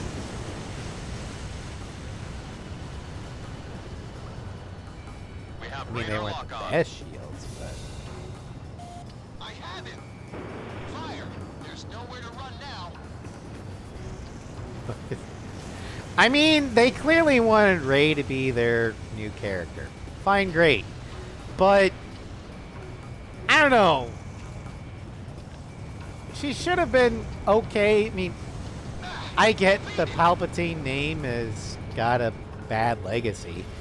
But she should want to redeem it. Fire, You know? Fire. 4 observation craft remaining. 3 observation craft remaining. Hello, Starscream. Yes, my least favorite. Although this is a good livery, so...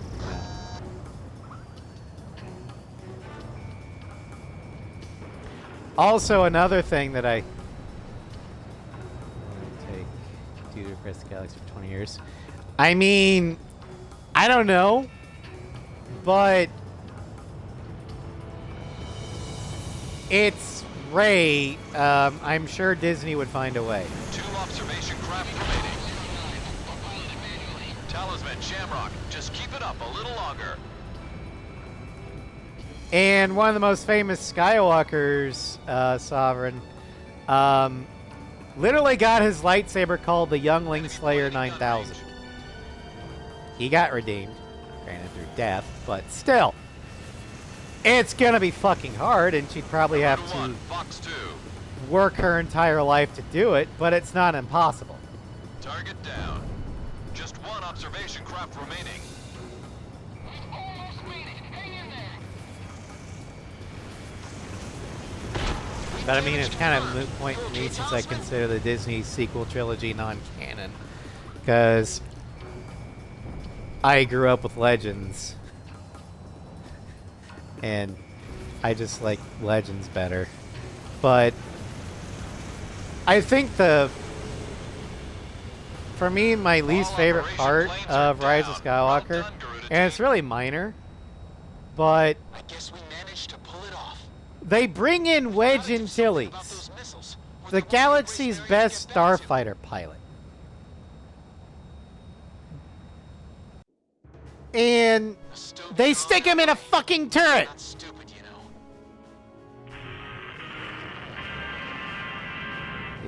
Setwater's here with some great news.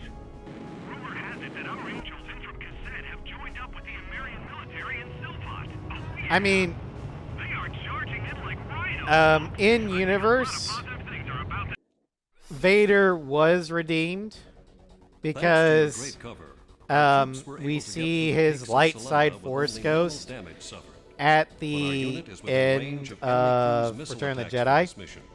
We're doing all we can to gather intelligence on the invasion and are mulling strategy options. But I Wait get for the that order to come in. you don't buy his redemption. And to be honest, they should have sowed the seeds a lot sooner than that. Yeah. But what's great about it is in Legends, Leia doesn't accept his redemption. And in fact, Anakin does still go down as a villain in Legends history. Like, even Wedge is like, yeah, Luke said he changed at the end, but I can only see him as Vader.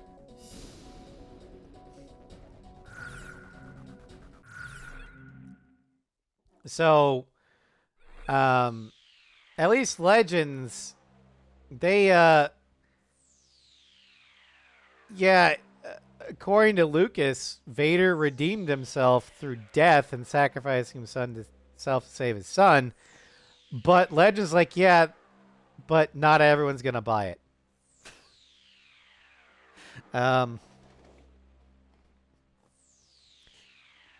But that's one reason why I love Legends. Star Wars Legends didn't take the... I mean, they made the Star Wars galaxy after Return of the Jedi. They portrayed it kind of actually relatively realistic, politically speaking. There's a power vacuum. The New Republic isn't strong enough to take over the galaxy yet. And the Moffs are essentially regional warlords. They're gonna basically become independent and hoard their power. And the New Republic is gonna have to continue to fight all the way to Coruscant and then fight even longer to, you know, quell the warlords. But yeah, I don't consider the Disney trilogy canon, largely because they nuked the Legends stuff, and then Kathleen Kennedy had the gall to say that she didn't have any source material to work with, unlike Marvel. Yeah, that might have pissed me off.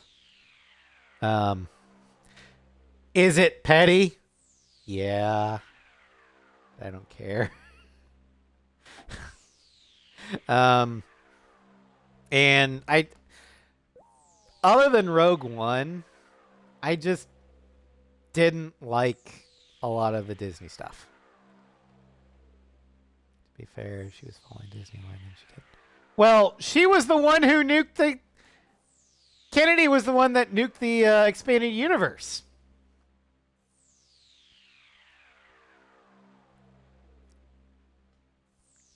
So she got rid of all of her source material. That's what made me pissed off.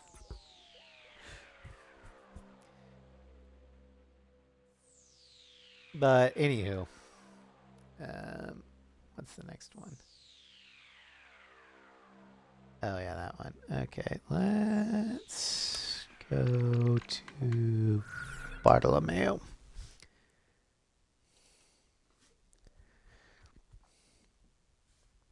Yeah, and I'm.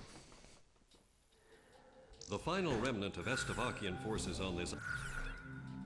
But yeah,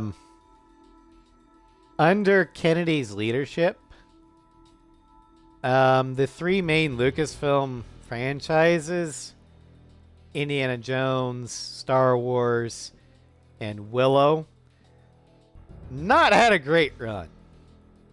Now, granted, Indiana Jones is already on the way out. I mean, she's not responsible for Kingdom of Crystal Skull. That was Spielberg and Lucas's mistake. But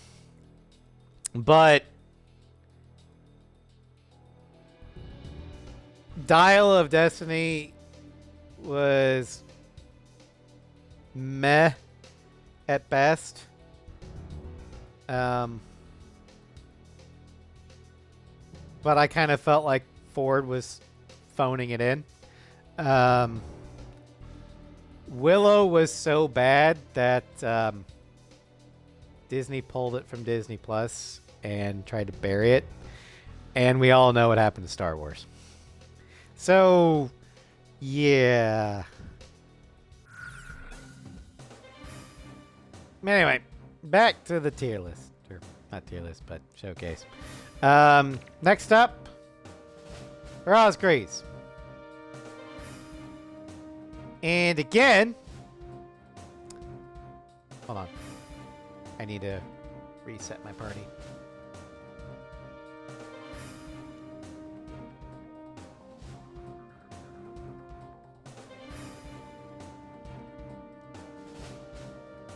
Okay, resetting party. And again, the Rosgrees livery is just the Amerian livery, but with Rosgrees markings.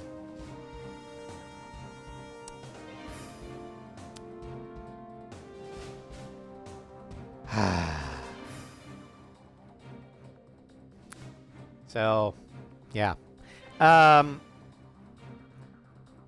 Our stats, we've got plus 15 defense and stability, minus 10 to air and air to ground.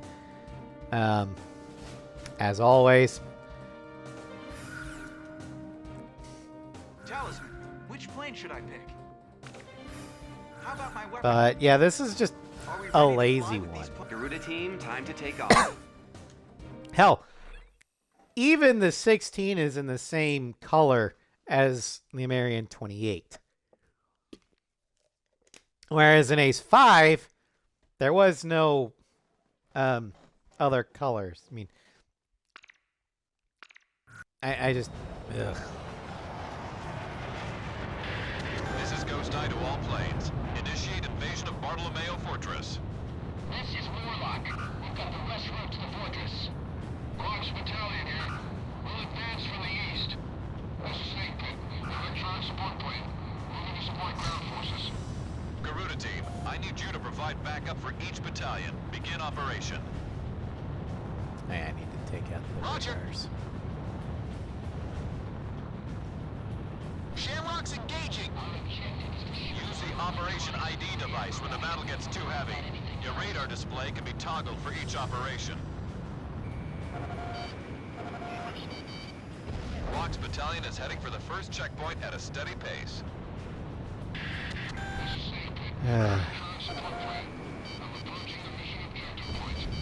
Yeah, the good thing about Legends is Disney is still, as far as I know, selling the books under the Legends label. This is gonna be close. So, if you want to read the books and play the video games, Careful now. you still can. Has you on radar.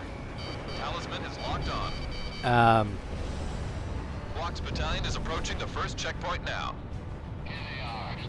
So, for those that love what Disney's doing with Star Wars, we're gonna have to agree to Battalion is disagree. approaching the first But checkpoint now. you can watch and read the Launching Disney missile. stuff, and I can watch, play, and read the Legend stuff, and we're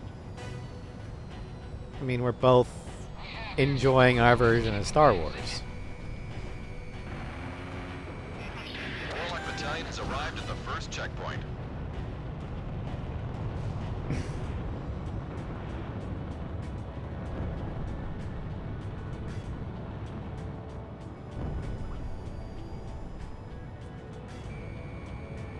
Walk's battalion has arrived at the first checkpoint. Enemy chopper unit confirmed. We'll need an air unit to take it out for us. Don't let him get up alone. It's kind of like I kind of feel the same way about Star Trek. I'm honestly not that big of a fan of quote unquote new Trek. I hate the concept of the spore drive. Missile strike confirmed. And while I was initially kind of on board with semi-evil captain for Discovery through Jason Isaacs, Almost in effective range. as possibly like a Section 31 ship, I didn't like how they retconned a lot of the original series stuff with Spock. This one's mine. And then they kind of went with way bunch into left field. So I was like, I don't really like this. Warlock battalion is under attack. Pick at least excuse the split timelines. Yeah. Well, theoretically, New Trek takes place in the same timeline as Old Trek. The JJ verse is a split timeline. And I actually liked the JJ verse Star Trek movies.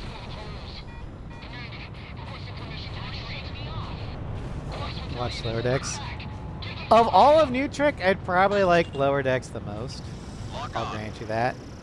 Keep an eye on your 6 o'clock. Enemy down.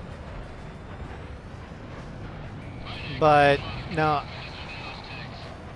I liked the Kelvin timeline movies, but I saw them as a different timeline of Trek. So, to me, I do like action-y stuff, so I thought it was cool, especially when the Enterprise drops out of warp and completely Watch out.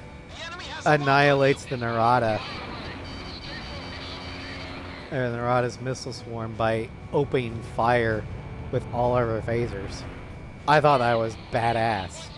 I love the music. Missile strike confirmed. Into Darkness was a little weaker. But I didn't hate it. And I really liked what they were doing with the crew on Star Trek Beyond. I would have loved to have seen the Kelvin interpretation of the Enterprise A.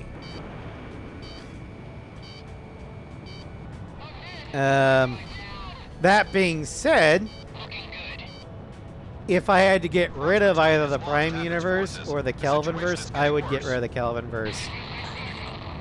No hesitation. Because the Prime verse is just Enemy plane so in iconic. range. And I have so many fond memories of watching the old Trek series with both my dad and my stepdad. And I wouldn't give those up for anything.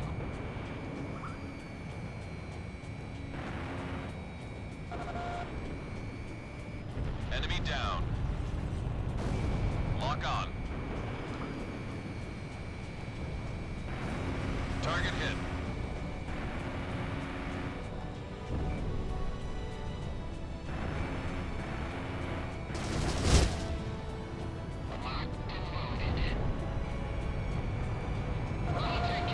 Now, other than Lower Decks just being kind of funny, oh shit, I started Bravo way too early. Shit. That could be bad. Keep providing cover for Snake Pit. Captain, I've got a fuel leak. Disengaging. Lost my lock.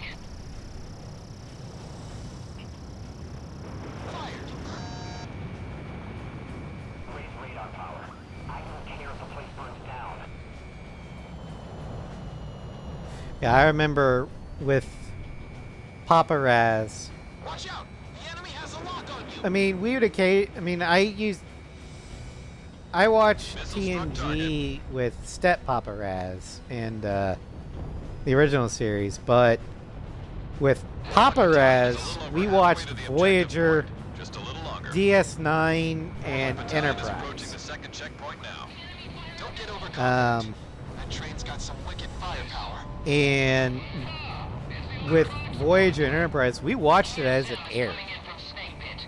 Because Papa Raz, after the divorce, had us on Wednesdays, and that's when Voyager and Enterprise Warlock Battalion has arrived aired. at the second checkpoint. So we'd have supper, then head to the Enemy TV, elements have been turn it shut on, down the throughout mission UPN, airspace. Well and done, we would Commander watch Team. Voyager and Warlock Enterprise. Battalion has It lost was half its great. forces. All forces were still doing fine. And that's probably why I love Voyager, despite the fact that a lot of the episodes were poorly written. Support. I didn't care, because I was having fun. I was also, like 10. Yeah, the Orville is great. I would highly, if you like old Trek, or actually I'd say, if you like Galaxy Quest, watch the Orville.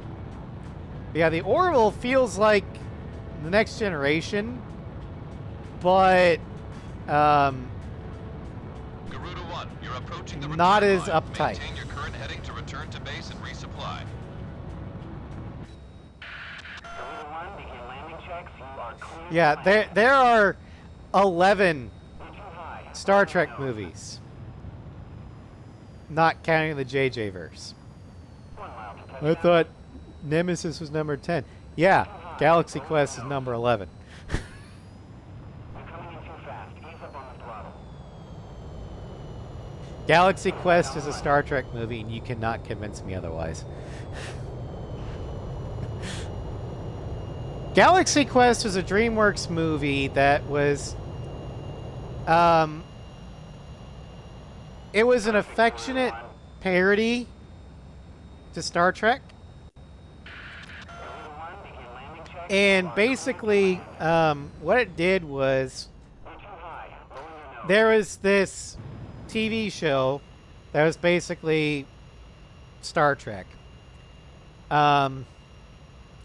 back in the 60s. And then it followed the actors in the present day, who are basically milking, they couldn't get other roles Garuda 1, you are clear. because they were typecast to hell.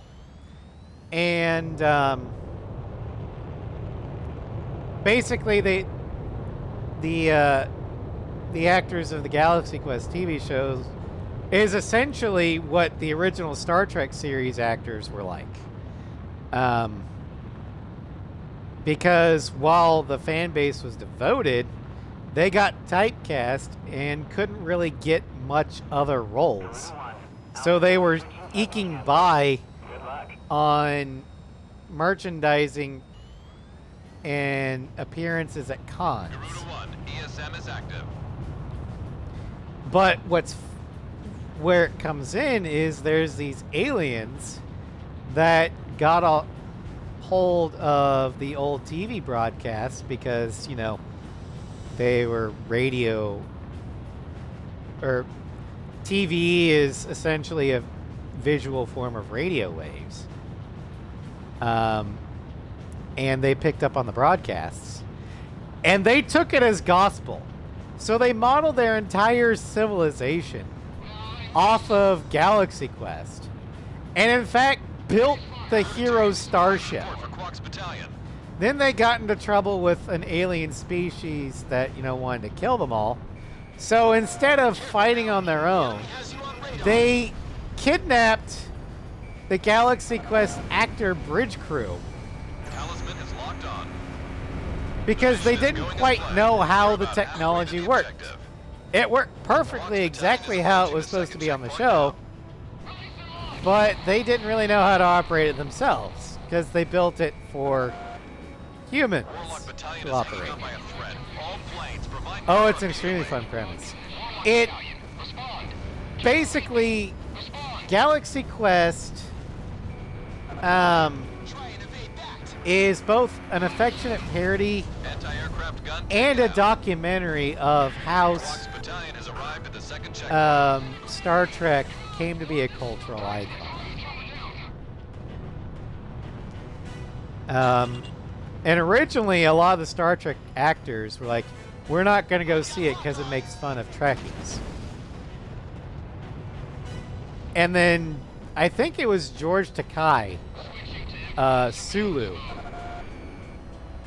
finally went and saw it, and he messaged every one of his actor alumni, both from the original series and Next Gen, and was like, you have to see this. And then they did, and they're like, holy shit, this is accurate as hell. This is great. Like, when or Tim Allen's character, who's supposed to be the Kirk, on one of the away missions, he loses his shirt. And the first thing that Alan Rickman's character says is, well, I see you've managed to get your shirt off. The joke being that Kirk, whenever he went on an away mission, would lose his shirt.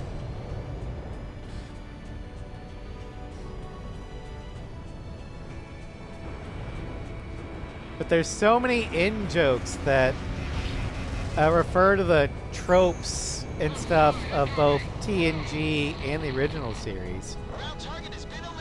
By the way, if you had a vessel, what Star Trek name would you put in it? Enterprise. Although Enterprise is not a Star Trek name. Star Trek took it from CV6.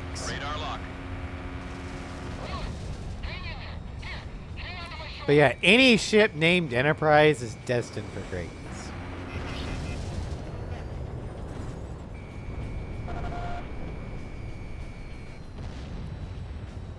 Also, if humanity's or America's first starship isn't named Enterprise, we riot.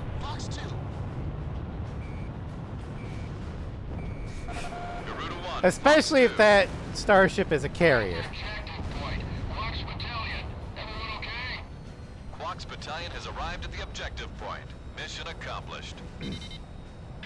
All planes, move on to the enemy fortress. Ground unit, continue engagement. Roger. Talisman, it's time to mop the floor. I mean, yeah. We did have a shuttle. But you know what NASA was originally going to call it? Constitution. Then the public heard about that and they're like, no, it's fucking Enterprise. They even wrote to Congress to get Congress to make NASA rename it.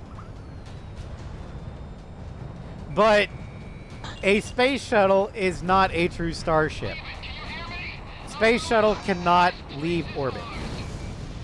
Enemy fortress threat level has been reduced. Garuda team, don't let your guard down.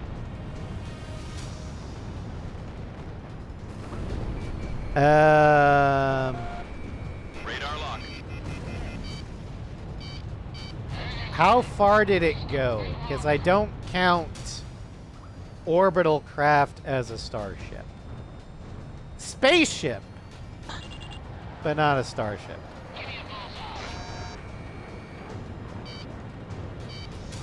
Sand kill confirmed. Yeah, left Earth's orbit was Apollo.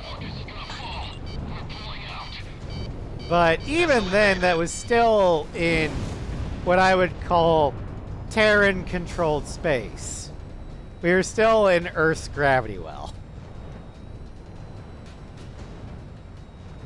Excelsior class. Okay. Well, the funny thing, Pyman,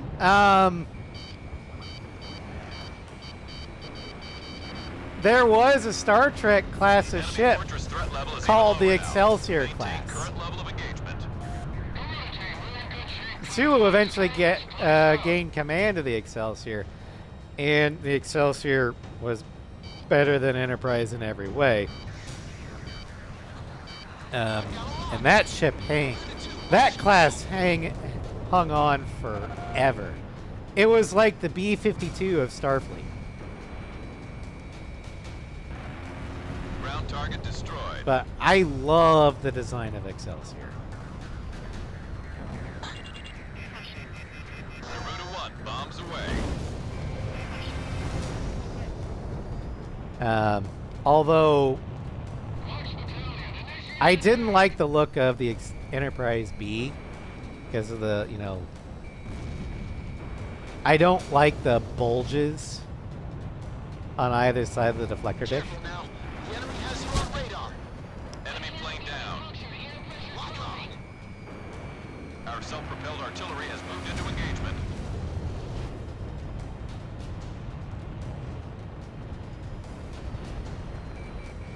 Yeah, I think the reason why our first lunar ship was called Apollo and not Enterprise was Star Trek wasn't really that big of a thing yet. So, I mean, Star Trek was Anti-aircraft gun around, destroyed. but Watch out. The enemy has a lock on you. it didn't really reach cult status, so the connection between Enterprise and space wasn't a thing yet. Anti-aircraft gun taken out. Box 2. Well, no, well, Locking on. what I meant, I think my point would be more accurately said why it was named Apollo and not Fast, Enterprise. Talisman. Yeah, it was a very apt name, naming it after Apollo, because of what Apollo was the god of. You're correct. But I was more saying it's not Enterprise because the connection between Enterprise and Fortress space has hadn't just been about made had it. yet. Our ground unit almost has it under control. Also, NASA back then was naming every one of their ships after Greek and Roman stuff. Like the rocket Apollo was Watch out. built The on enemy was has the a Saturn lock on you. V. There was the Mercury rocket, which I want to say was the first American manned space capsule. Then there's the Gemini, which was the first dual-seater American capsule. Yeah. But, yeah, NASA has had a long tradition of naming their ships after Greek and Roman deities.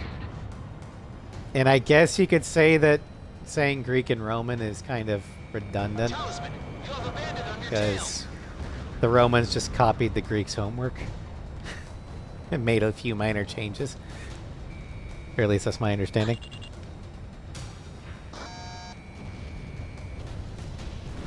Enemy facility taken out.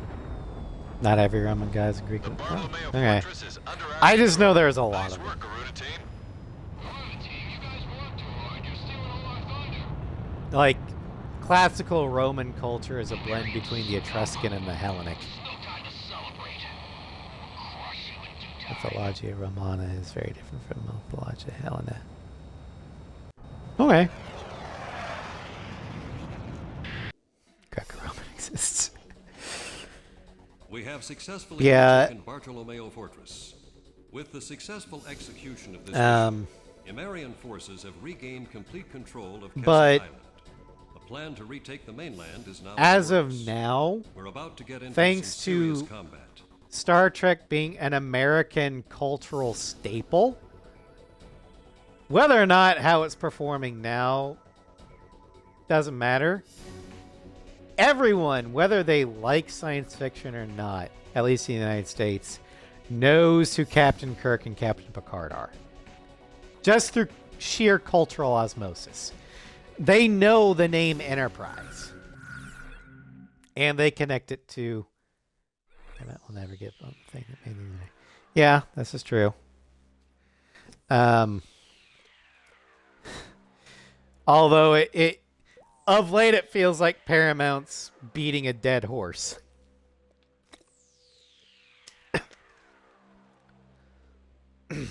But, you know.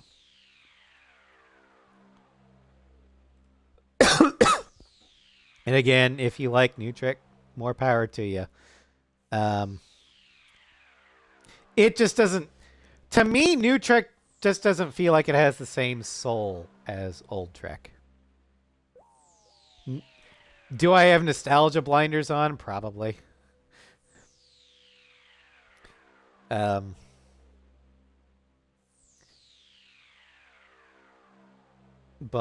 I don't know. I just...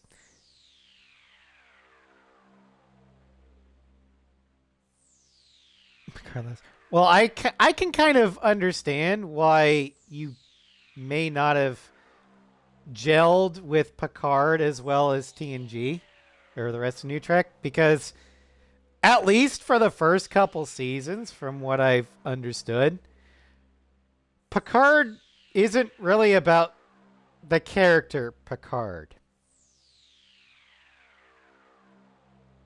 Now, season 3, where they did the whole TNG reunion, I think was better received, but from what I understand, at least season 1 of Picard kind of did the whole Mass Effect thing of organics versus synthetics.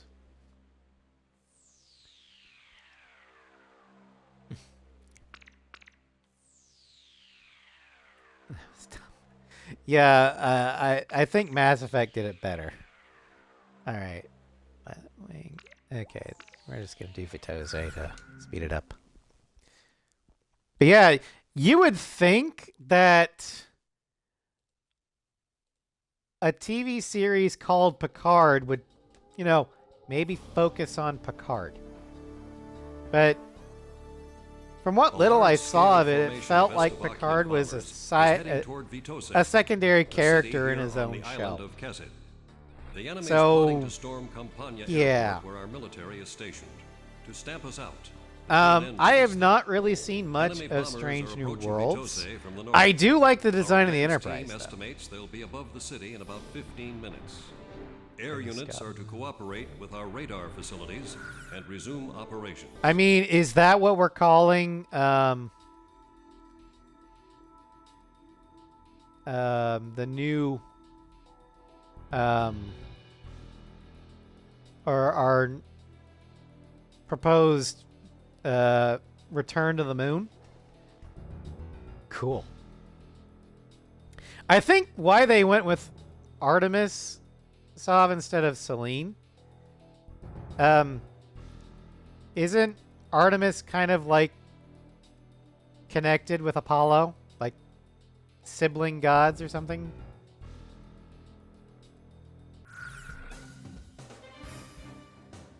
I don't really remember. But if I'm remembering right, and they are, that would kind of be more fitting. Okay. Yeah, so our first trip to the moon was Apollo. Our return is Artemis. And actually, Artemis is my favorite of the Greek gods. I don't know why. I just liked her the most. Probably because she was the most, you know.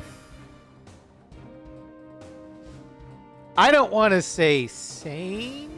Maybe the least unhinged. She's everyone's favorite, either her or Athena. Athena's also a great one.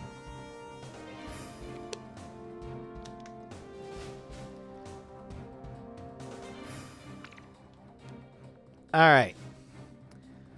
Next up is the Violet Wing. It purple.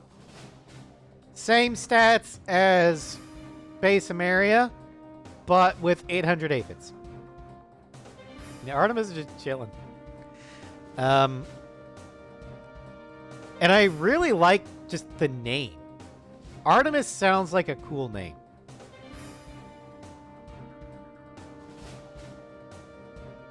Oh yeah, Artemis is definitely capable of raffle smiting. But for the most part, she didn't care. As long as you... I'm stereotyping this. Genuine mistake. Oh yeah. But for the most part, I mean, she wasn't siring half, or, you know, like betting half of the female population of Greece, like Zeus was. She wasn't going to war just for the sake of war like Ares. I prefer Athena as the goddess of war because she knows when to fight and when not to.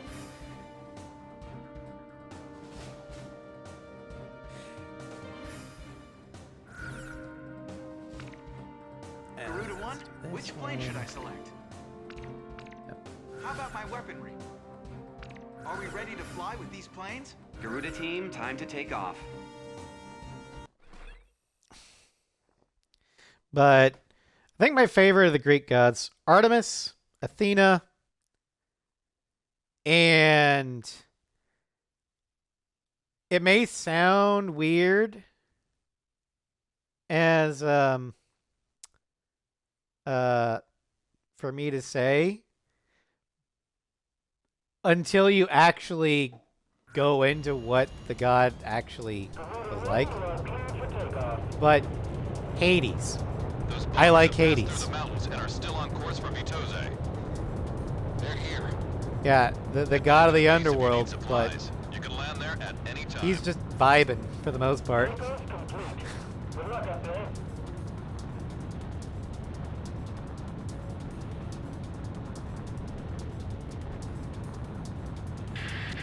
team, a formation of enemy bombers is on its way to Vitose. Take them out. Yeah, Disney did a dirty This dance. territory is all we've got left. Garuda team, it's in your hands. We've got to intercept those bombers. Stay within range of the radar facility. That should give you the upper hand in battle. Is Slovakia trying to raise our entire country?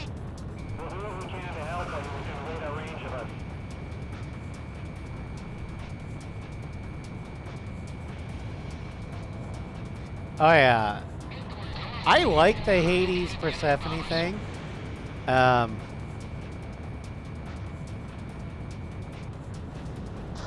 Because yeah, he's stern but fair.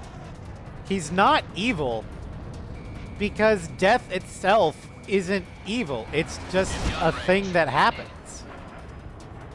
It's a natural part of life. And someone has to look over the dead.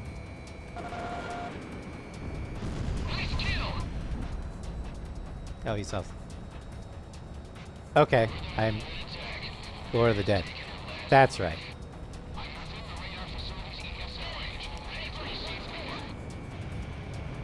Death is in. Yeah. Enemy bombers are approaching the city. Get on the scene immediately. But yeah, he. More enemy bombers detected on radar. It looks I like guess I another should mention. formation. He's someone had to rule over the underworld.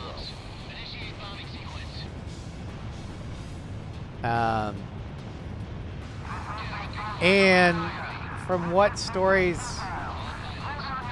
and from the mythology that I do remember, it's been a while.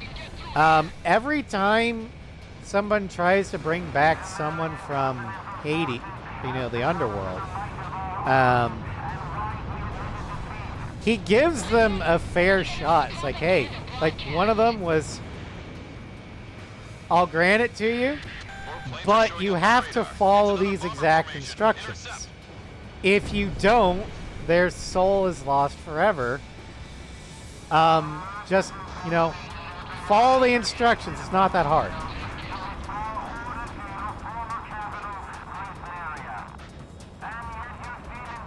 And inevitably, the hero fucks up the instructions. And so he's just like, the hell? You were in the clear. Missile struck target. Dumbass.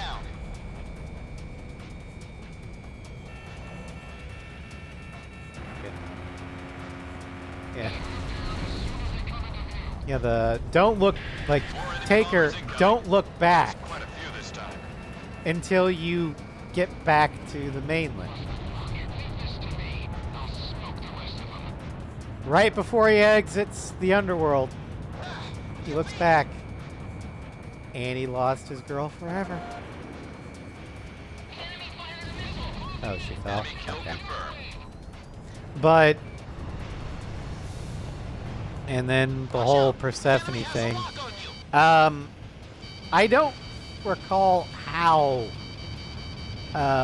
Hades and Persephone Enemy at 6 got o'clock. together.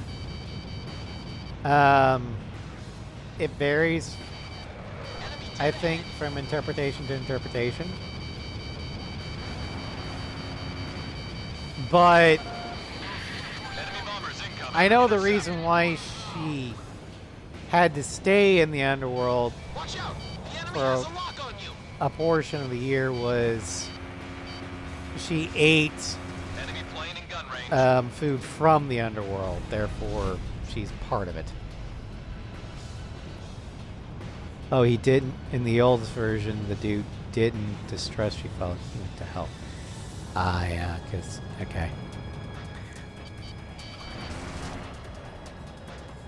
I have it!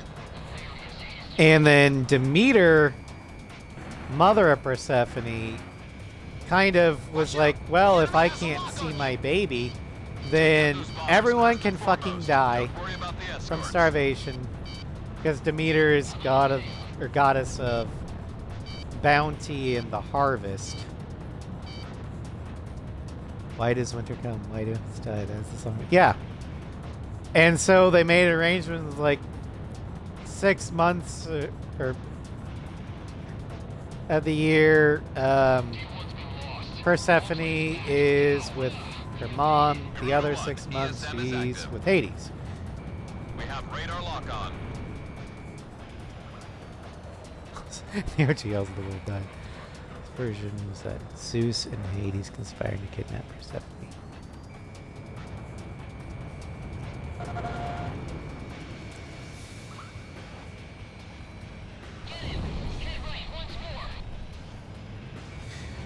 But in Garuda 1 other launch missile. versions, Persephone is Missile struck target. has just as much authority in the underworld as Hades does. They're like co-rulers or something. Enemy bombers are approaching the city. Intercept.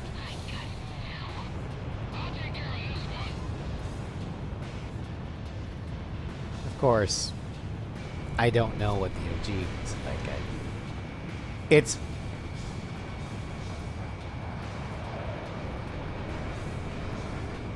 Enemy aircraft down. screen Fourth enemy bomber confirmed down. Keep up the good work.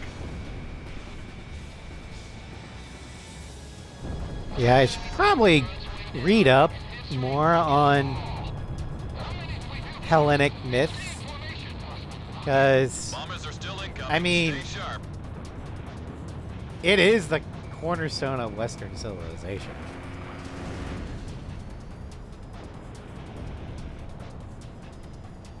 Bandit hit! Box 2.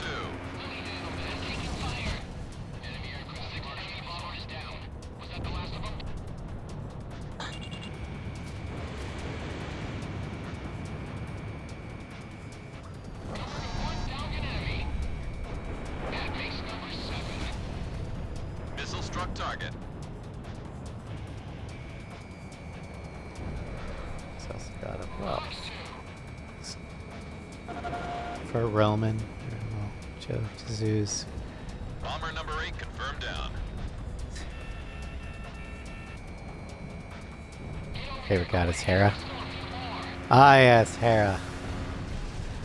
I mean, on the one hand, she's very much like, I think she did Heracles dirty, but by the same token, she has to deal with Zeus, so yeah, I kind of have to cut her a lot of slack.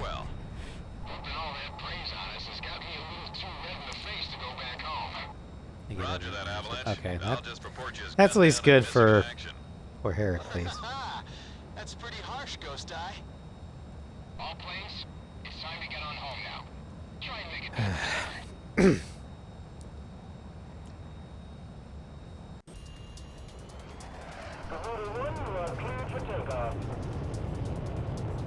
Those bombers have passed through the mountains and are still on course for Vitose.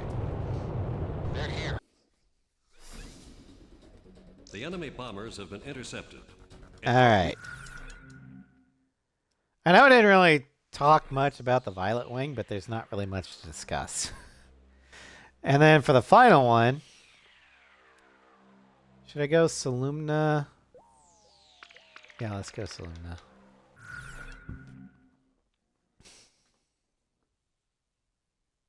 Hera is the goddess of kings.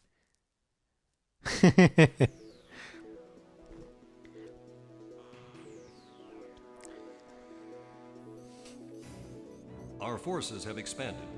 Estavakia's military forces in Ania will gradually start to diminish. Also, each time they I suffer think a an loss in underrated various areas. god, According to intelligence from our Department of National at least Safety, in modern there's times, a section where enemy defenses are low, near Hephaestus. Salumna Peaks in central Ania. That section of land is an ideal route dude for our troops literally to take, built in terms everything. of topography and weather as well. We're going to use this route. It's a steep mount which is extremely difficult for our ground unit to advance through. Long live the god of fire, creator of men. And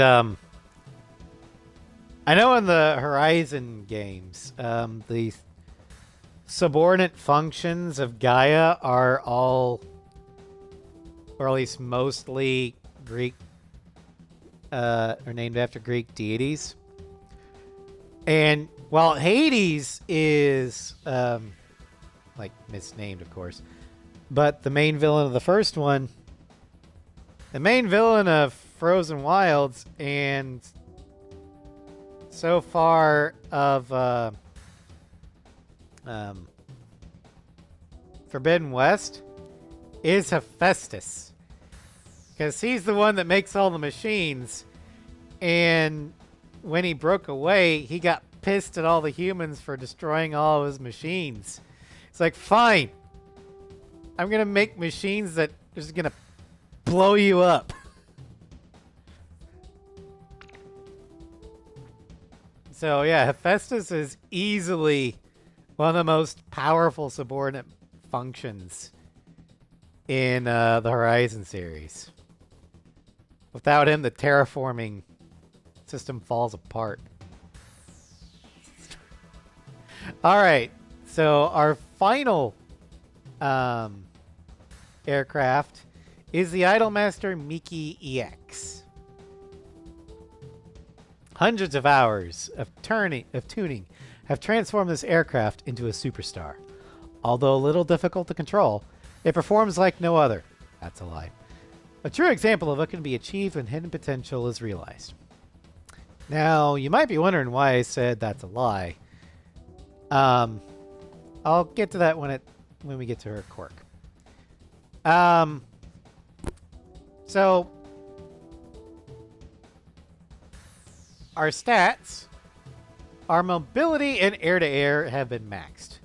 We gain +5 to speed, +5 to air-to-air, -30 to defense, -40 to stability, -111 aphids, we gain 44 Alamos, or archers, 15 Alamos, and 12 FAB 500s. And her quirk is she can drift at high speeds, just like the A-10. But unlike the A-10, which can do it whenever the hell it wants, she be squishy. She is squishy. But if she gets hit, that's the pilot's fault. But she does know the drift at high speeds. But funny thing is while not officially banned by Project Aces, the Miki EX was unofficially banned by most of the community in multiplayer because of her mobility and air-to-air and speed stats, the ability to drift, and the fact that she's got 84 QAAMs. If you thought the Raptor QAM spammers are bad in A7, this is the original version of it. Talisman, which plane should I pick? How about my weaponry? Are we ready to fly with these planes? Before we take off, I'm going to take a quick break because I've been drinking a lot of water today. It's on purpose to make up for every fucker flying an F-22.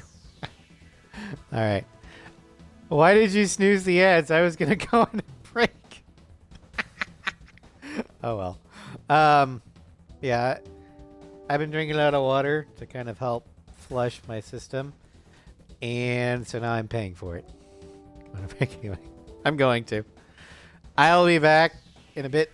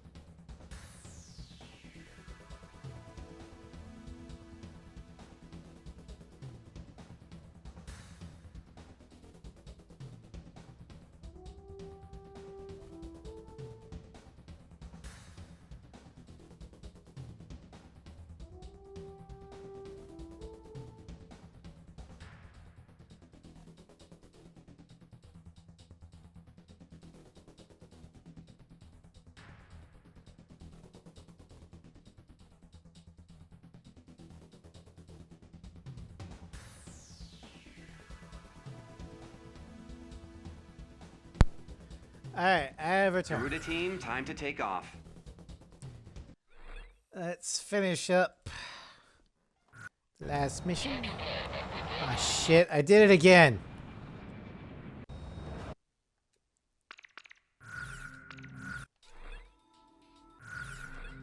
I hit the wrong starting position. How about, are we ready to fly? Garuda team, time to take off. 'Cause I'm a dum-dum. There we go.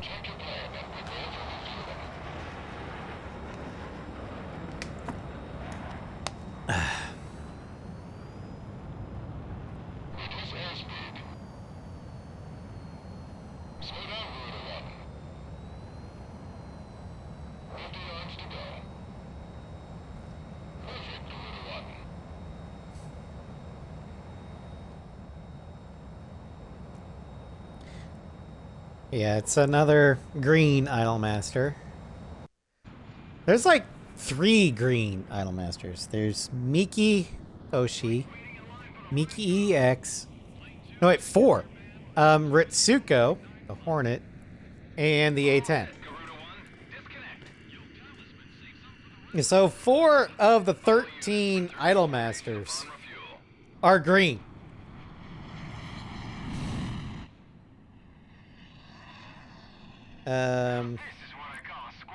We've got a yellow, an orange, a blue, purple, pink, black, gray,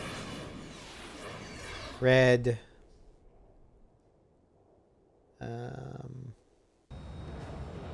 Stovies are on their way.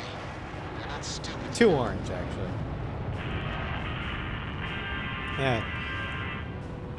So, at high speeds, this thing can drift. Let's see if we can do that. Have joined up with the American military in Silvat. Oh yeah. Yeah, They are charging in like rhinos, folks. I'm having... I don't know how to do it, Are about to happen. but this thing handles a lot more snappy Presence than detected on radar. They know the exactly others. what we plan to do. All planes, assume attack formation. I can hardly see a thing. We've got mountains right below us. Watch your altitude, Talisman. Although she cannot handle high G for very long. As close as I can to our fighters, sticking the best possible support.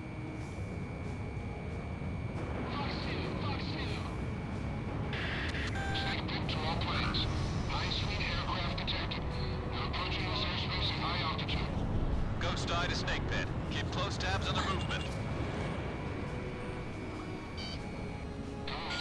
I'm counting on your support. Shoot down all enemy planes moving in close to me. They're within EXM range. Yep. Our forces on the ground can give you cover. That should work in your favor. Marine team, you saved our hides. Now help us drive out the rest.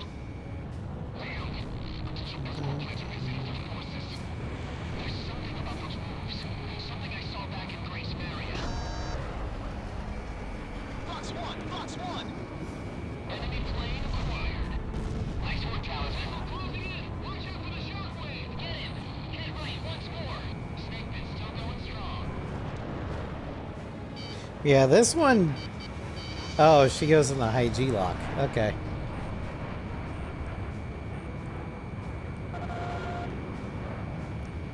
Fox 2. Target hit.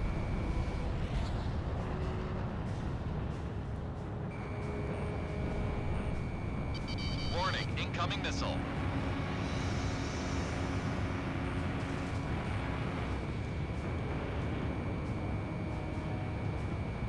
Enemy down. Follow the escorts away. The captain will go for their electronic support aircraft.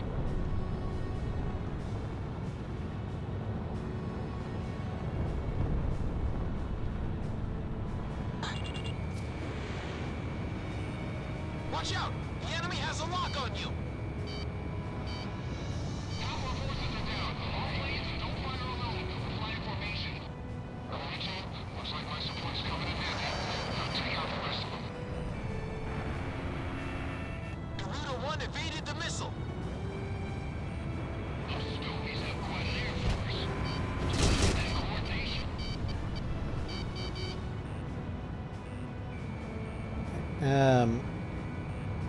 To be honest, I actually prefer the flanker Mikihoshi.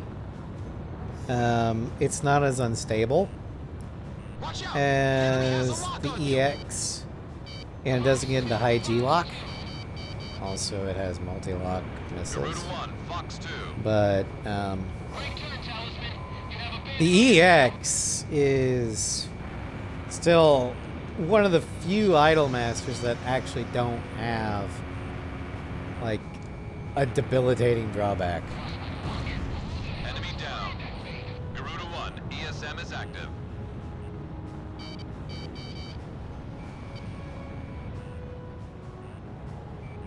Radar lock.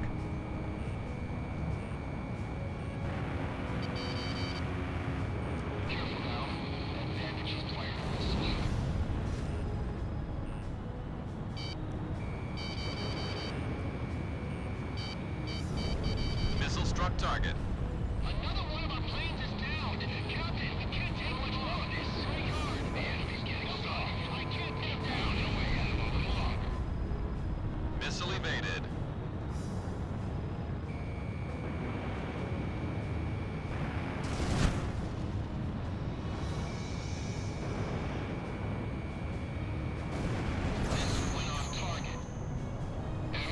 Alright, there we go. Now we could go after Warlock's thing again. Or we could go after the XB70s. Now let's go with that. Still here? Yep. Food camp. That's fine. This is the last one, Sly. The Idolmaster. The Mickey EX. The aircraft that was unofficially banned by the community for A6 multiplayer because of its broken stats and the fact that it carried 84 QAMs. It was the original QAM spanner.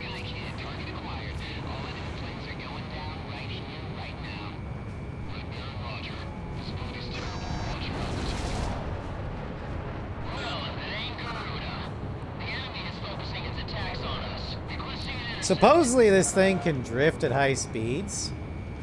I've not been able to get it. At least not on purpose. Warning, incoming missile.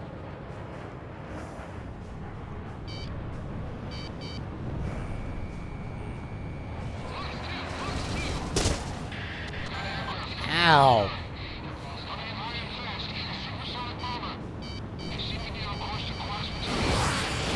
Ow. Oh, God. Garuda 1 has taken damage. That hurt.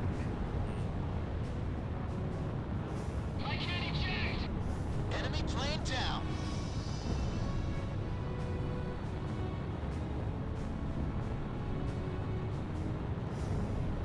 I don't know. I think it was like the Tomcats got me and I was stuck in a high G lock, so I couldn't really do much. Yeah. 85% from 2 missiles.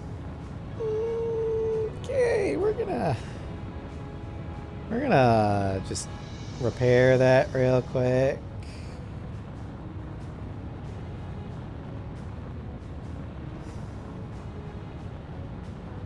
I can draw it in closer. My luck's running out.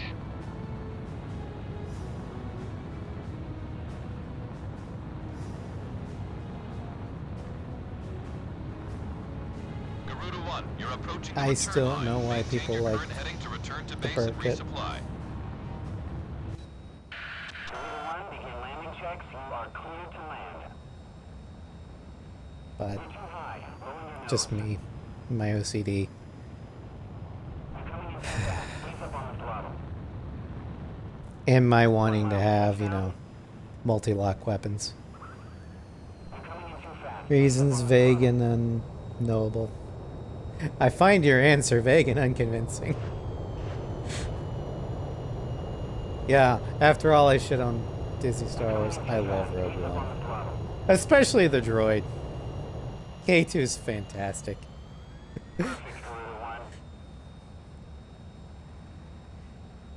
You are being rescued. Please do not resist.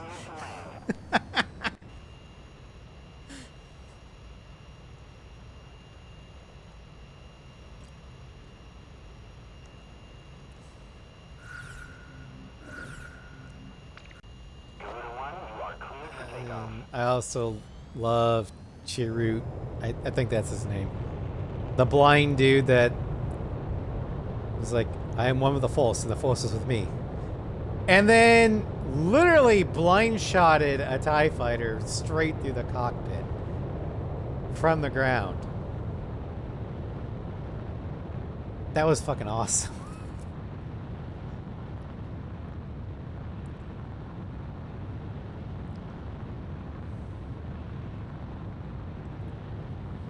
Garuda 1, altitude restrictions have been canceled. Good luck. But, yeah. Connecting ESM for Garuda 1. Let's see here.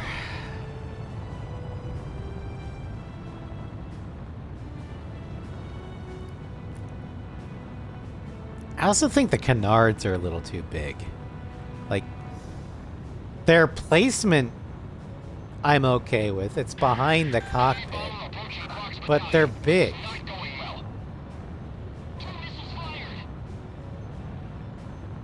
look like elephant ears instead of dog ears or cat ears. Like the flanker and the Rafales canards, they look like cat ears. The SMS, the F-15 SMTD look like fucking elephant ears. They're ugly. The only reason why I'm okay with the SMTD is, at least in Strange Reel, they kick ass. Garuda 1 scored a kill. I've got a new aircraft on radar. This must be a wave of attacks in the Um, Warlock Battalion. But these just look like frickin' trapezoids.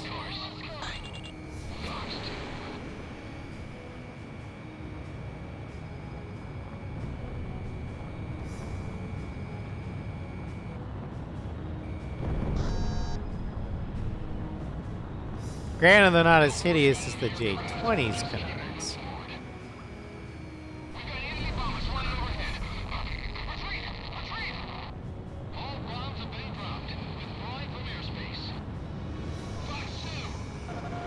Careful now. The enemy has you on radar. Another one. New aircraft detected. Approaching Warlock Battalion at high speed. Also, canards on a stealth aircraft is stupid. Say goodbye to your small radar cross-section. You go from small to the size of Texas.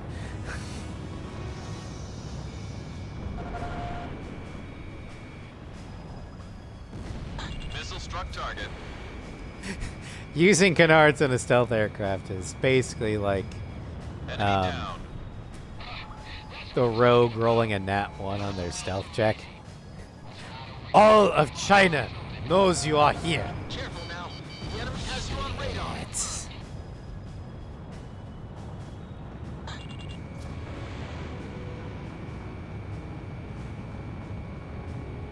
Garuda 1 evaded the missile. As smooth as always, Garuda. Thanks for the cover.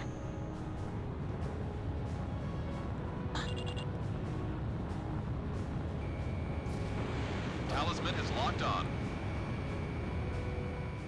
God damn it, they split up. Nice shot. We got jammers mixed in with us. I'll take them all out. Can I all take? Jammers Sure. are set up to You receive do missile not and see radar me. capabilities. Watch out. Correct. Good day. I saw that, but instead of it was a barbarian asking his DM if, or no, it was a rogue. But instead of putting points into stealth, they put it all into intimidation. And so he has the DM. Can I roll intimidation like stealth? I guess. You do not see Grog. I don't see Grog. Helps it was a whole bear and a half orc.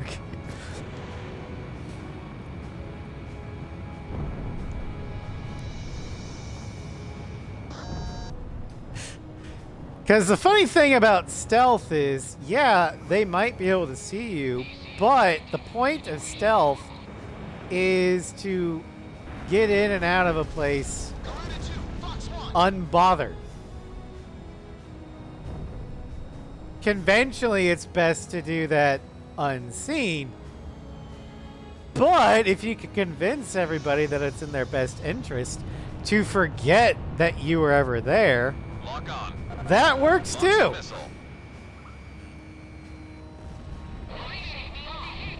Second jammer down. The radar's back to normal. Take out the rest just like that. I don't want any conflict. Jammers aren't facing them. Do the Imperials have a new special weapon? And then, of course, there's the Assassin's Creed version of stealth, which is either you are a ghost, or Third jammer down. if you play like my stepbrother, no one can see you if there's no one left alive to see you.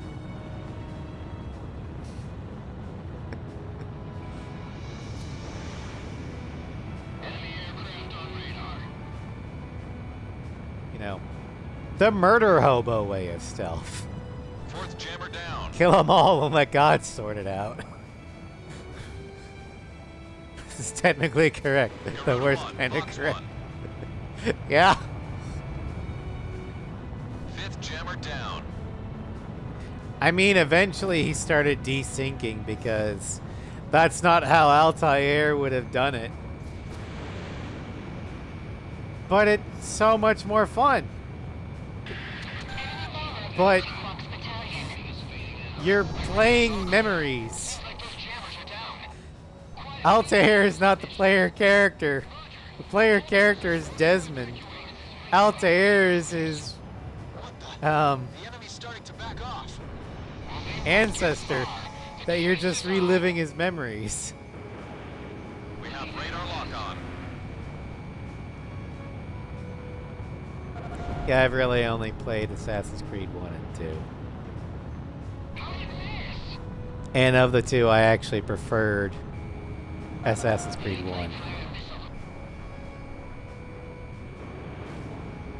Enemy aircraft down.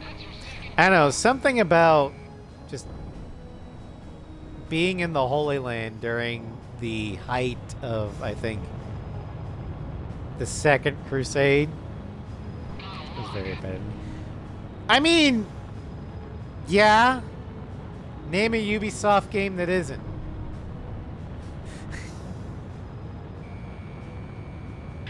I've got something on radar. That's odd.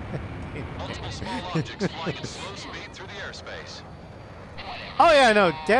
Gameplay-wise, Assassin's Creed 2 was the better Other game aircraft overall. Wait a minute.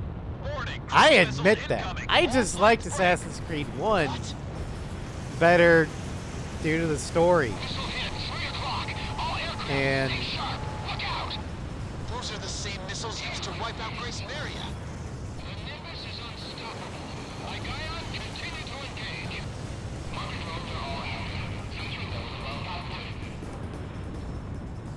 All planes, cancel offensive and retreat. Garuda team, escort our planes out of oh there. yeah, it was definitely janky. Kidding. How are we supposed to defend that? There were plenty of times I told Altair to climb on something, and he's like, okay, and then climbed on the exact opposite wall. I'm like, God damn it, Altair. The hell's wrong with you? Garuda team, shoot down those observation planes. You've got to hold out until all Although my forces have been favorite safely dum-dum evacuated. moment was Range of actually impact confirmed in on Assassin's radar. Creed The 2. observation plane must be right in there. I don't know what city I was in, but I was climbing a tower. There happened to be a guard at the top. So what I was going to do was I was going to use the hidden blade, vault myself up over the side, Those incoming missiles can be stopped if you stab shoot him, down and their then observation planes. pull him off and have him fall to his death. What ended up happening was I vaulted up and bitch slapped him. The guard looked around, was like, what the hell? Bitch slapped me. I got knocked off and fell like 10 stories to my death. Papa Raz saw the whole thing. He was laughing his butt off for a good 15 minutes.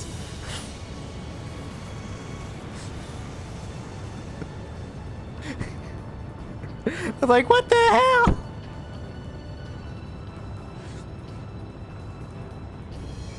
Lock on.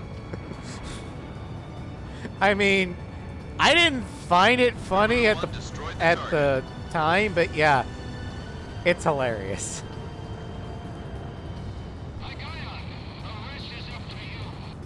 Garuda 1, you're approaching the return line. Maintain your current heading to return to base and reset. Garuda 1, begin landing checks. You are cleared to land. You're too high. Lower your nose. It's fine.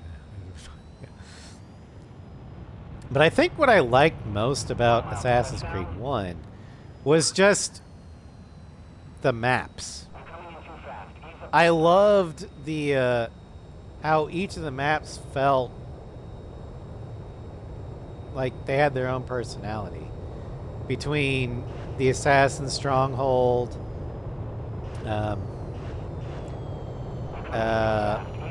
Acre, Damascus, Jerusalem. Nice landing, Garuda 1. I forget what the fourth one was. But I love climbing all over them. I love just going around and exploring it. I mean, I normally don't like exploring heavy games because I don't know, I just get bored easy. But there's just so much history in there. It's like I loved it.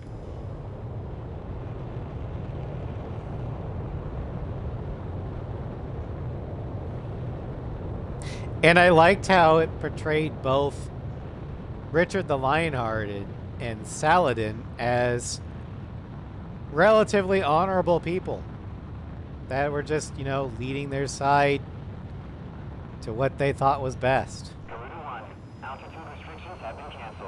Hell, I think at one point in the game they actually meet and have a, despite being enemies, have a civilized conversation.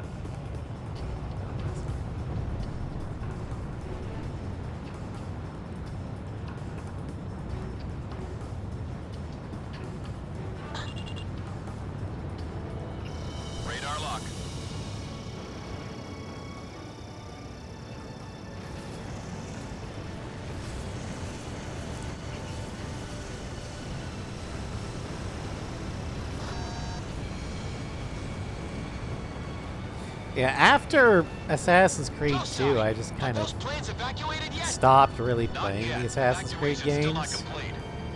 Just because I was like, I don't really care anymore. Coincidentally, that's about the same time that the Batman games are starting to come out. And it's like, I like this melee combat better.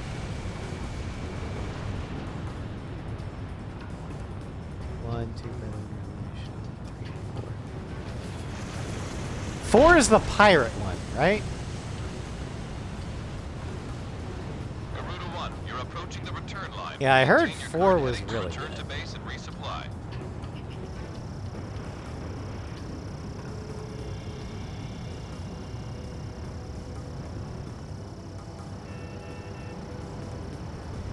Damn it. I've got lock on. 10 observation craft remaining. These guys are unmanned.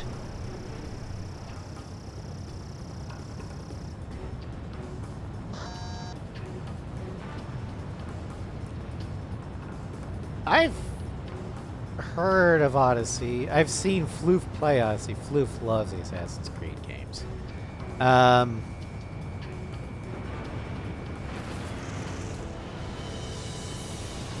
But like I said, I've just been so far out of the loop when it comes to Assassin's Creed that I don't know if I want to get back in. Although I do find it hilarious that the samurai in Shadows, when you try and use the leap of faith into the haystacks, because he's so big and heavy, he destroys the haystack.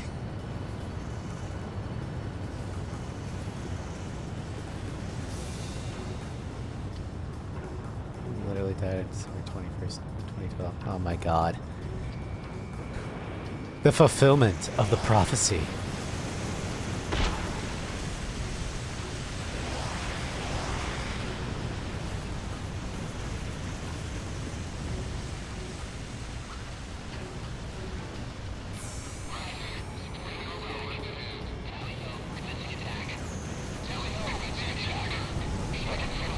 No, gameplay wise, I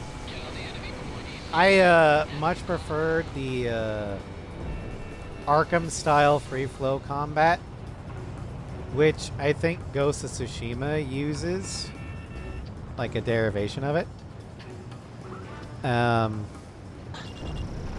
1, missile launch. But I kind of didn't. I fell out of favor with the Assassin's Creed style of combat. Observation planes have been destroyed. Keep your guard up. So I was like, eh.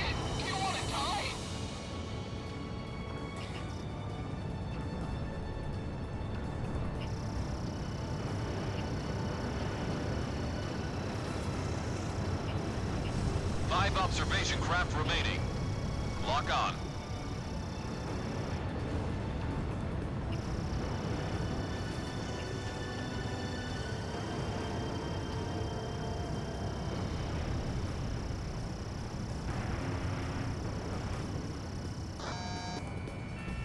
We've lost marker drones 01 and 04. Revising the pattern of 03 through 09. But post 4 Desmond observation death, craft remaining. do they still try and have Assassin's Creed be like you're playing an ancestor's memories? And if so, whose ancestor are they? Or are they just dropping the whole Talisman, Shamrock. Just keep present it up a day little sort of longer. thing? Just like, yeah, just play the game. So that's Garuda. How can they fly through such an explosion? Okay.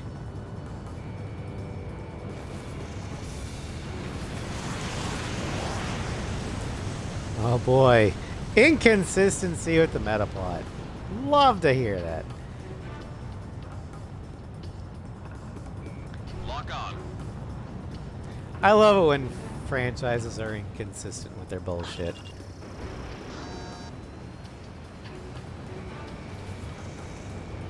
Garuda 1 I mean, destroyed the target. 3 observation the craft Desmond remaining. one meta plot, Shot at least down in at 1 Grace and Marion. 2, were kind of interesting. Especially in 1.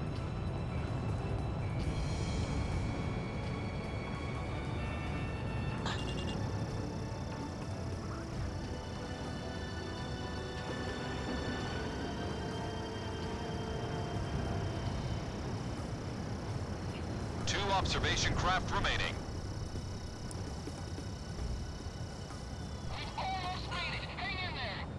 All forces have made it to safety. Way to stick Oh it wow, out, we Garuda. didn't get all of them. Gotta do something about those missiles, or there won't be a Grace Marion to get back to.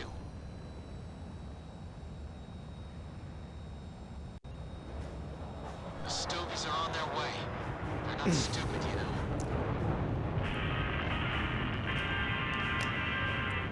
Zedwater's here with some great news. Rumor has it that our angels in from Cassette have joined up with the American military. I mean, Desmond didn't bet anyone on Charging screen, in like rhinos, folks. I think a lot of positive things are about to happen. but we don't know anyone from before he was captured by Abstergo. Thanks to your great cover, I mean, our he's troops were able to get through the peaks in of his late Columbia 20s, with only mid-30s. minimal damage suffered. But our unit is within range of enemy cruise missile attacks for this mission. We're doing all we can to wait for the order to come in. I mean, he was young, but I wouldn't call him damn young. But anyway,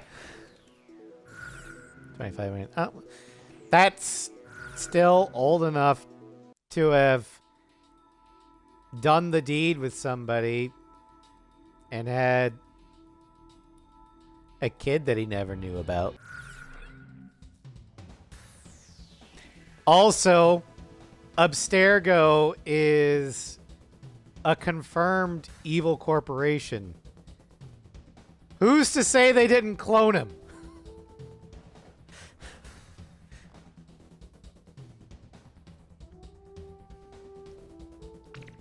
Anyway, let's rank these guys. Because,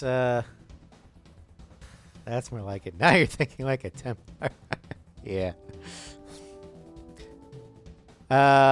Let's rank these things. Number 1 is the base. The base Berkut is a fantastic one-on-one dogfighter, but if you're trying to use it for anything else, it sucks. Especially air to ground. The Estavakian liveries are actually pretty cool looking. But the Amerian one, boring. Number 5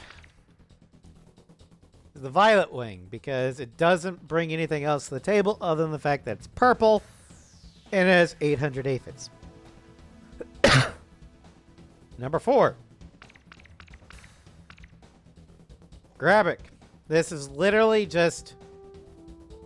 I mean, it's a slight retool of the base stats. And they just took the base Amarian livery, took off the Amarian stuff, and slapped on Grabix. So it's not only not that much better in terms of stats, it's also just a lazy livery. The only reason why I put it above the base and the Violet Wing is because it does actually fly a little bit better.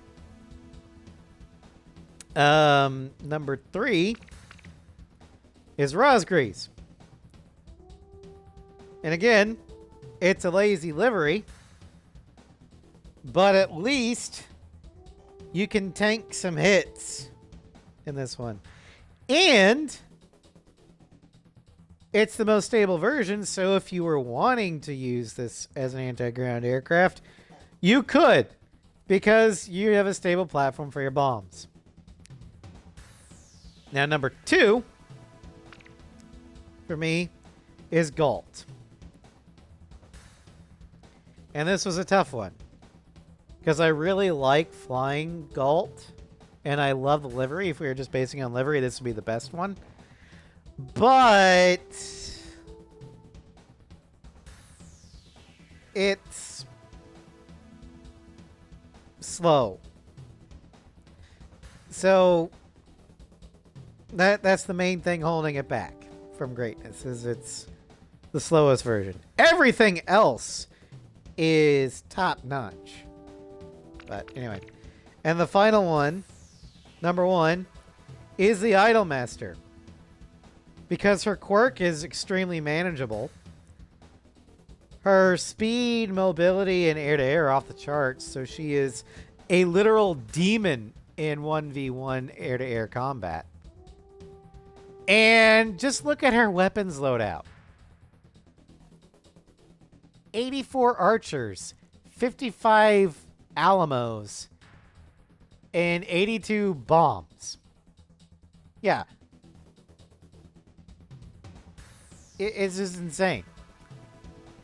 So yeah, the Idolmaster Mickey EX is my number 1 Burkett.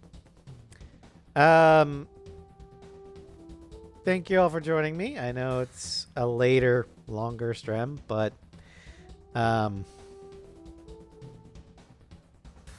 hope you guys enjoyed it. Especially considering we went on so many tangents. Tomorrow's stream schedule is going to be in the air, because I'm hoping to hang out with the Floof, because an important anniversary anniversary of an important milestone is happening this weekend.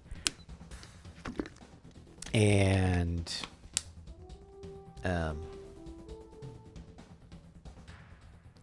yeah. So I'll be streaming around that. No, Sly. I can tell you what it is in DMs, but it is not marriage.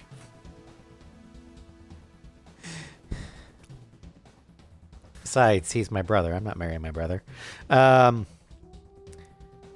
But the streams for tomorrow will probably be it'll be Dragon Age. No, Floof is like my brother. He's brother of choice. But Dragon Age Origins will be completing the Urn of Sacred Ashes.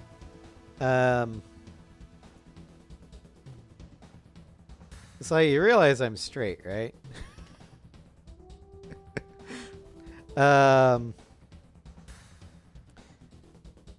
Then Arkham City which probably at night. We're gonna do Riddler stuff.